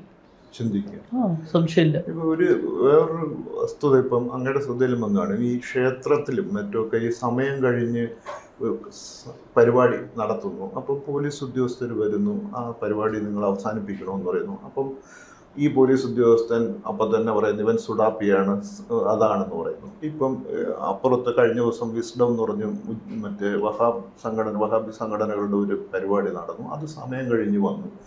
ആ പോലീസ് ഉദ്യോഗസ്ഥൻ എന്ന് പറയുന്നത് ഒരു വളരെ സെക്യുലറായിട്ട് ഉള്ള ഒരു പോലീസ് ഉദ്യോഗസ്ഥൻ. അദ്ദേഹം ഹിന്ദു സമുദായത്തിൽ നിന്നും അദ്ദേഹത്തിൻ്റെ വൈഫ് ഒരു മുസ്ലിമുമാണ്. അദ്ദേഹത്തിൻ്റെ സംഖ്യയാണെന്ന് പറഞ്ഞുകൊണ്ട് UDF-കാരും മറ്റുമൊക്കെ ആക്ഷേപിക്കുന്നു. ഈ ഒരു ഇതുണ്ടല്ലോ, ഇത്തരം ആക്ഷേപങ്ങൾ വരുന്നത് ഒരു അഭികാമ്യമായ ഒരു സാധനമാണോ? അല്ല, ഈ ആക്ഷേപങ്ങൾ പറയുക എന്നത് ഓരോരുത്തരെക്കുറിച്ച് ഓരോ ആളുകളും കാണിക്കുന്ന പ്രവൃത്തിക്ക് അനുസരിച്ചായിരിക്കും ചിലപ്പോൾ ആരെങ്കിലുമൊക്കെ അഭിപ്രായങ്ങൾ പറയുന്നത്. ഇപ്പം എൻ്റെ പ്രവൃത്തി ആ തരത്തിലേക്ക് രൂക്ഷമായിട്ടുള്ളൊരു പ്രവൃത്തിയാണ് നടക്കുന്നത് എന്ന് ജനങ്ങൾക്ക് ബോധ്യം വന്നാൽ അവർ പറയും. അല്ല, ഇത് 10 മണി കഴിഞ്ഞ് പ്രോഗ്രാം നടത്താൻ പാടില്ല എന്ന നിയമം ഇരിക്കെ അത് നിർത്തണമെന്ന് പറയുന്ന പോലീസുകാരനെ സംഖ്യയാക്കുന്നത് ലീഗുകാരും കോൺഗ്രസ്സുകാരുമാണ്. അത് ശരിയാണോ എന്നുള്ളതാണ് ചോദ്യം. അല്ല, അത് പരിശോധിക്കുക. എന്താണ് ഈ പറയുന്ന കാര്യങ്ങൾ എന്താണെന്നുള്ളത് എനിക്ക് മനസ്സിലാക്കാൻ കഴിഞ്ഞിട്ടില്ല. അത് കാര്യങ്ങൾ നോക്കേണ്ട കാര്യമാണ്. ഈ മുദ്രയടിക്കുകയാണ് ചെയ്യുന്നത്, പരസ്യമായി മുദ്രയടിക്കുക. അതിപ്പോൾ അത് 1-2 ആളുകളുടെ പേരിൽ മാത്രം വന്നു എന്ന് കരുതി എല്ലാവരും അത്തരത്തിൽ കാണാൻ പറ്റത്തില്ലല്ലോ. പോലീസിനെയാണ് പോലീസിനെ ആണെങ്കിൽ പോലും അത് എല്ലാവരും ഒരേ രീതിയിലല്ല. അല്ല, ഞാൻ പറഞ്ഞ പോലീസ് ഉദ്യോഗസ്ഥരുടെ മതം നോക്കി ആ രീതിയിൽ മുദ്ര കുത്തുക എന്ന് പറയുന്നത്, പോലീസ് എന്ന് പറയുന്നത് ഇന്ത്യയിൽ വളരെ സെക്യുലറാണ്. കേരളത്തിലെങ്കിലും ആ ഫോഴ്സിന് ഇങ്ങനെ ഒരു സാധനം ആരോപിക്കുന്നത് ശരിയല്ല. അല്ല, ഇപ്പോൾ ഈ പറയുന്ന കാര്യത്തിൽ എനിക്ക് അഭിപ്രായ ഭിന്നതയുണ്ട്. ഇതല്ല ഞാൻ പറഞ്ഞത്. പോലീസിനെ ഉപയോഗിച്ചുകൊണ്ട് ഇന്ന് ഈ സർക്കാർ കാണിക്കുന്ന ഓരോ പ്രവർത്തനമുണ്ടല്ലോ, പോലീസിനെ അല്ലേ ഉപയോഗിക്കുന്നത്, അല്ലാതെ മറ്റൊരാളിനെ അല്ലല്ലോ. പോലീസിനെ ഉപയോഗിച്ചുകൊണ്ട് മുഖ്യമന്ത്രി ഒരു യാത്ര നടത്തിയതിൻ്റെ അറിയാമല്ലോ. എത്രയോ ഇടത്ത് ആക്രമണ പ്രവർത്തനം ഉണ്ടായി. ഇപ്പോൾ സ്വാഭാവികമായും ജനാധിപത്യ വ്യവസ്ഥയിൽ പ്രതിഷേധിക്കുവാനുള്ള അവകാശം എല്ലാവർക്കുമാണ് ജനാധിപത്യ വ്യവസ്ഥയിൽ. ആ ജനാധിപത്യ വ്യവസ്ഥയിൽ അവകാശമുണ്ട് എന്ന് പറയുമ്പോഴും മുഖ്യമന്ത്രി യാത്ര ചെയ്തപ്പോൾ എല്ലാവരും മാധ്യമങ്ങളിലൊക്കെ വന്ന ഒരു വാർത്തയല്ലേ, ഒരു ചെടിച്ചട്ടി ഉപയോഗിച്ച് ഒരുത്തൻ്റെ തല തല്ലിപ്പൊട്ടിക്കുക, ഇങ്ങനെയൊക്കെ വരുന്ന കാര്യങ്ങൾ ആരാ ചെയ്തത്? അദ്ദേഹത്തിൻ്റെ കൂടെ നടക്കുന്ന പോലീസ് ഉദ്യോഗസ്ഥൻ. അപ്പം അത്തരത്തിൽ ക്രിമിനൽസുകളെ പ്രോത്സാഹിപ്പിച്ചു കൊണ്ടുപോകുന്ന ഒരു അവസ്ഥ ഉണ്ടാക്കിയെടുത്തത് ഈ ഗവൺമെൻറ് വന്നതിന് ശേഷമാണ്. അത്തരത്തിലുള്ള ക്രിമിനലുകളെ പ്രോത്സാഹിപ്പിച്ച് പോയിക്കൂടാ എന്നുള്ളതാണ് നമ്മൾ അത് DYFI അല്ല ഞാൻ പറഞ്ഞു, അത് സത്യം. DYFI നേതാക്കൾ ചെട്ടിച്ചട്ടി വെച്ച് അടിച്ചു എന്ന് പറയുമ്പോഴും ആരുടെ സാന്നിധ്യത്തിൽ വെച്ചാണ്? ഈ പറയുന്ന ഉദ്യോഗസ്ഥന്മാരുടെ സാന്നിധ്യത്തിൽ വെച്ച്. ഇപ്പം പലയിടത്തും പല ഇത് നടക്കുന്നല്ലോ. പോലീസ് എന്തെങ്കിലും നടപടി എടുക്കുന്നുണ്ടോ? എടുക്കുന്നില്ലല്ലോ. ആ നടപടി എടുക്കാതിരിക്കുന്നത് എന്തുകൊണ്ട്? ആ നടപടി എടുക്കാതിരിക്കുന്നത് എന്തുകൊണ്ടെന്ന് ചോദിച്ചാൽ പോലീസിന് കൊടുത്തിരിക്കുന്ന ചില ഇൻസ്ട്രക്ഷൻ. ഇപ്പോൾ തന്നെ ഇവിടെ കണ്ണൂരിലെ ഒരു വിഷയമുണ്ടല്ലോ. കണ്ണൂരിൽ മറ്റേ ഗാന്ധി പ്രതിമ വെക്കുന്നതുമായിട്ട് ബന്ധപ്പെട്ടുകൊണ്ട് സുഖം തകർത്തു. എന്നിട്ട് അവർ വെല്ലുവിളിക്കുകയാണ്. കേരളത്തിൽ BJPയുടെ വളർച്ച എന്ന് പറയുന്നത് ഇപ്പം 20% അവർ വളർന്നു വോട്ട്. അങ്ങ് എങ്ങനെയാണ് കോൺഗ്രസ് എങ്ങനെയാണ് BJPയുടെ വളർച്ചയെ കാണുന്നത് കേരളത്തിൽ? BJPയുടെ വളർച്ച അത്ര മോശമായി നമ്മൾ കാണുകയല്ല. BJPയുടെ വളർച്ച ഉണ്ട്, പക്ഷേ അതിനെ നേരിടാൻ. പക്ഷേ ഒരു ഫാസിസ്റ്റ് ശക്തിയുടെ ഒരു പ്രവർത്തനത്തിലൂടെ മാത്രം കേരളത്തിലെ ഈ ജനാധിപത്യ വ്യവസ്ഥയെ മൊത്തത്തിൽ അട്ടിമറിക്കാൻ കഴിയും എന്ന വിശ്വാസമൊന്നും എനിക്കില്ല, ഒരിക്കലുമില്ല. അവരുടെ ഒരു ചിന്ത എന്താ, ഒരു പറ്റം ആളുകൾ മാത്രം മതി, അല്ലെങ്കിൽ ഹൈന്ദവർ മാത്രം മതി. അങ്ങനെ വന്നു കഴിഞ്ഞാൽ ഈ പറയുന്ന കോൺഗ്രസിനെ സംബന്ധിച്ചിടത്തോളം ആ തരത്തിൽ ചിന്തിക്കാൻ പോലും പറ്റാത്തൊരു കാര്യമാണ്. BJPയിൽ ക്രൈസ്തവരും ഉണ്ട്. അല്ല, ഇപ്പോൾ കുറേശ്ശെ വന്നിട്ടുണ്ട്, ഇല്ലെന്നൊന്നും ഞാൻ പറയുന്നില്ല. അത് അപൂർവമായി ചില ആളുകൾ വന്നിട്ടുണ്ട്. അവരെ പിടിച്ച് ഒന്നും അല്ലെങ്കിലും അവരെ പിടിച്ച് മന്ത്രിമാരാക്കുന്നു. ഇതൊക്കെ ഇവർ നടത്തുന്ന മറ്റൊരു കള്ളക്കളിയുടെ ഭാഗമായിട്ടാണ് ഞാൻ കാണുന്നത്. UDF അതിൽ കൂടുതൽ ഭയക്കണ്ടേ? അതായത് UDFന്റെ ഒരു സ്പേസിലേക്കാണ് BJP വരുന്നത്, നമുക്കൊക്കെ അറിയാം. കാരണം LDFന്റെ സ്പേസ് അല്ല, UDFന്റെ സ്പേസ് ആണ് എന്ന് പറഞ്ഞിട്ട് കാര്യമില്ല. UDFന്റെ സ്പേസ് മാത്രമല്ല, LDFന്റെ സ്പേസും പോകുന്നുണ്ട്. ഈ വരുന്ന ഇലക്ഷനിൽ BJPയുടെ പെർഫോമൻസ് എങ്ങനെയായിരിക്കും? അതിപ്പോൾ എനിക്കിപ്പോൾ പറയാൻ പറ്റുന്നില്ല. എങ്ങനെ നിയമസഭയിലെ ഒരു പ്രാതിനിധ്യം അവർക്ക് കിട്ടും? ഇപ്പം എങ്ങനെ പാർലമെന്റിൽ ഒരു പ്രാതിനിധ്യം കിട്ടിയല്ലോ. ആ പ്രാതിനിധ്യം എങ്ങനെ കിട്ടിയതാണ്? കോൺഗ്രസിന്റെ വോട്ട് പോയതുകൊണ്ടല്ലേ? കോൺഗ്രസിന്റെ വോട്ട് പോയതുകൊണ്ടല്ല. അത് കോൺഗ്രസിൻ്റെ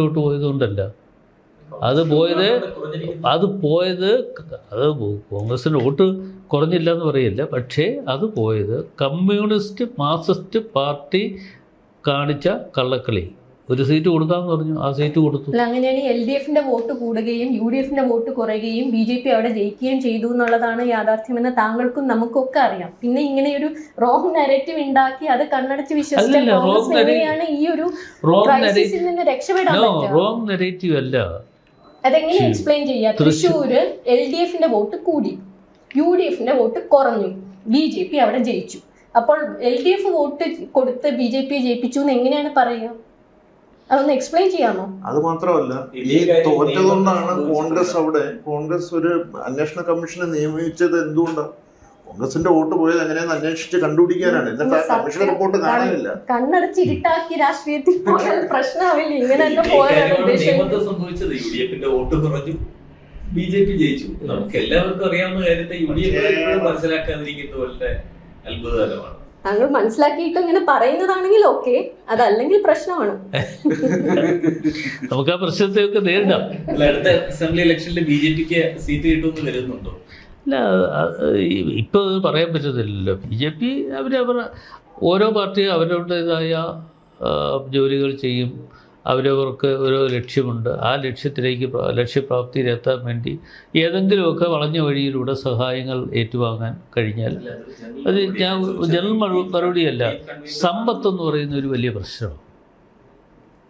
ഒരു തെരഞ്ഞെടുപ്പിന് ഒരു സമ്പത്തെന്ന് പറയുന്നത് പണ്ടൊന്നും കേരളത്തിൽ അങ്ങനെയില്ല. കേരളത്തിലെ തെരഞ്ഞെടുപ്പ് പണ്ടത്തെ പോലെ അല്ല എപ്പോഴും. Money power.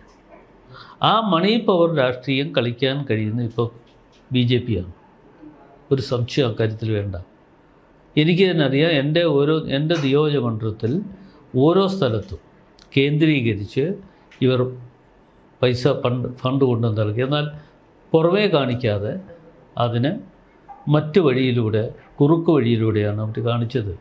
പാവപ്പെട്ട ആളുകൾക്ക് എന്തെങ്കിലുമൊക്കെ കിട്ടുക എന്നൊക്കെ പറയുന്നുണ്ടെങ്കിൽ അവർ അതിൽ ആകർഷകരായി പല ആളുകളുമുണ്ട്, പലയിടത്തും ഉണ്ട്, ചില സ്ഥലങ്ങളൊക്കെ ഉണ്ട്. അത് ആ പ്രയോഗം നടത്താൻ വേണ്ടിയാണ് BJP നടക്കുന്നത്. അപ്പോൾ ഫണ്ടെന്ന് പറയുന്നത് ഒരു വലിയ പ്രശ്നമാണ്. ഈ PV അൻവറിനോടുള്ള ഒരു നിലപാട് എങ്ങനെയാണ് ഇപ്പോൾ? PV അൻവർ ഇപ്പം UDF അനുകൂലമായിട്ട് നിൽക്കുകയാണല്ലോ. തൃണമൂൽ കോൺഗ്രസിനെ UDFന്റെ ഭാഗമാക്കാൻ പറ്റും? അല്ല, അത് തീരുമാനിച്ചിട്ടില്ല. അത്തരം കാര്യങ്ങളൊക്കെ പറയേണ്ട സമയമായിട്ടില്ല. ഇലക്ഷൻ തെരഞ്ഞെടുപ്പ് പ്രഖ്യാപിച്ചിട്ടില്ലല്ലോ.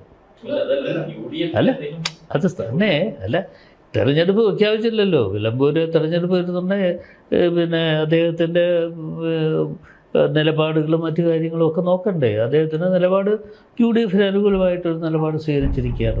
എന്നിട്ടും എന്താണ് അൻവറിനെ എടുക്കാൻ ഇത്ര പേടി? എന്താണ്? അല്ല, പേടിയൊന്നും ഉണ്ടായിട്ടല്ലല്ലോ. അതൊക്കെ ഒരാൾ മാത്രം എടുക്കേണ്ട തീരുമാനമല്ല. ഇനിയുണ്ടോ?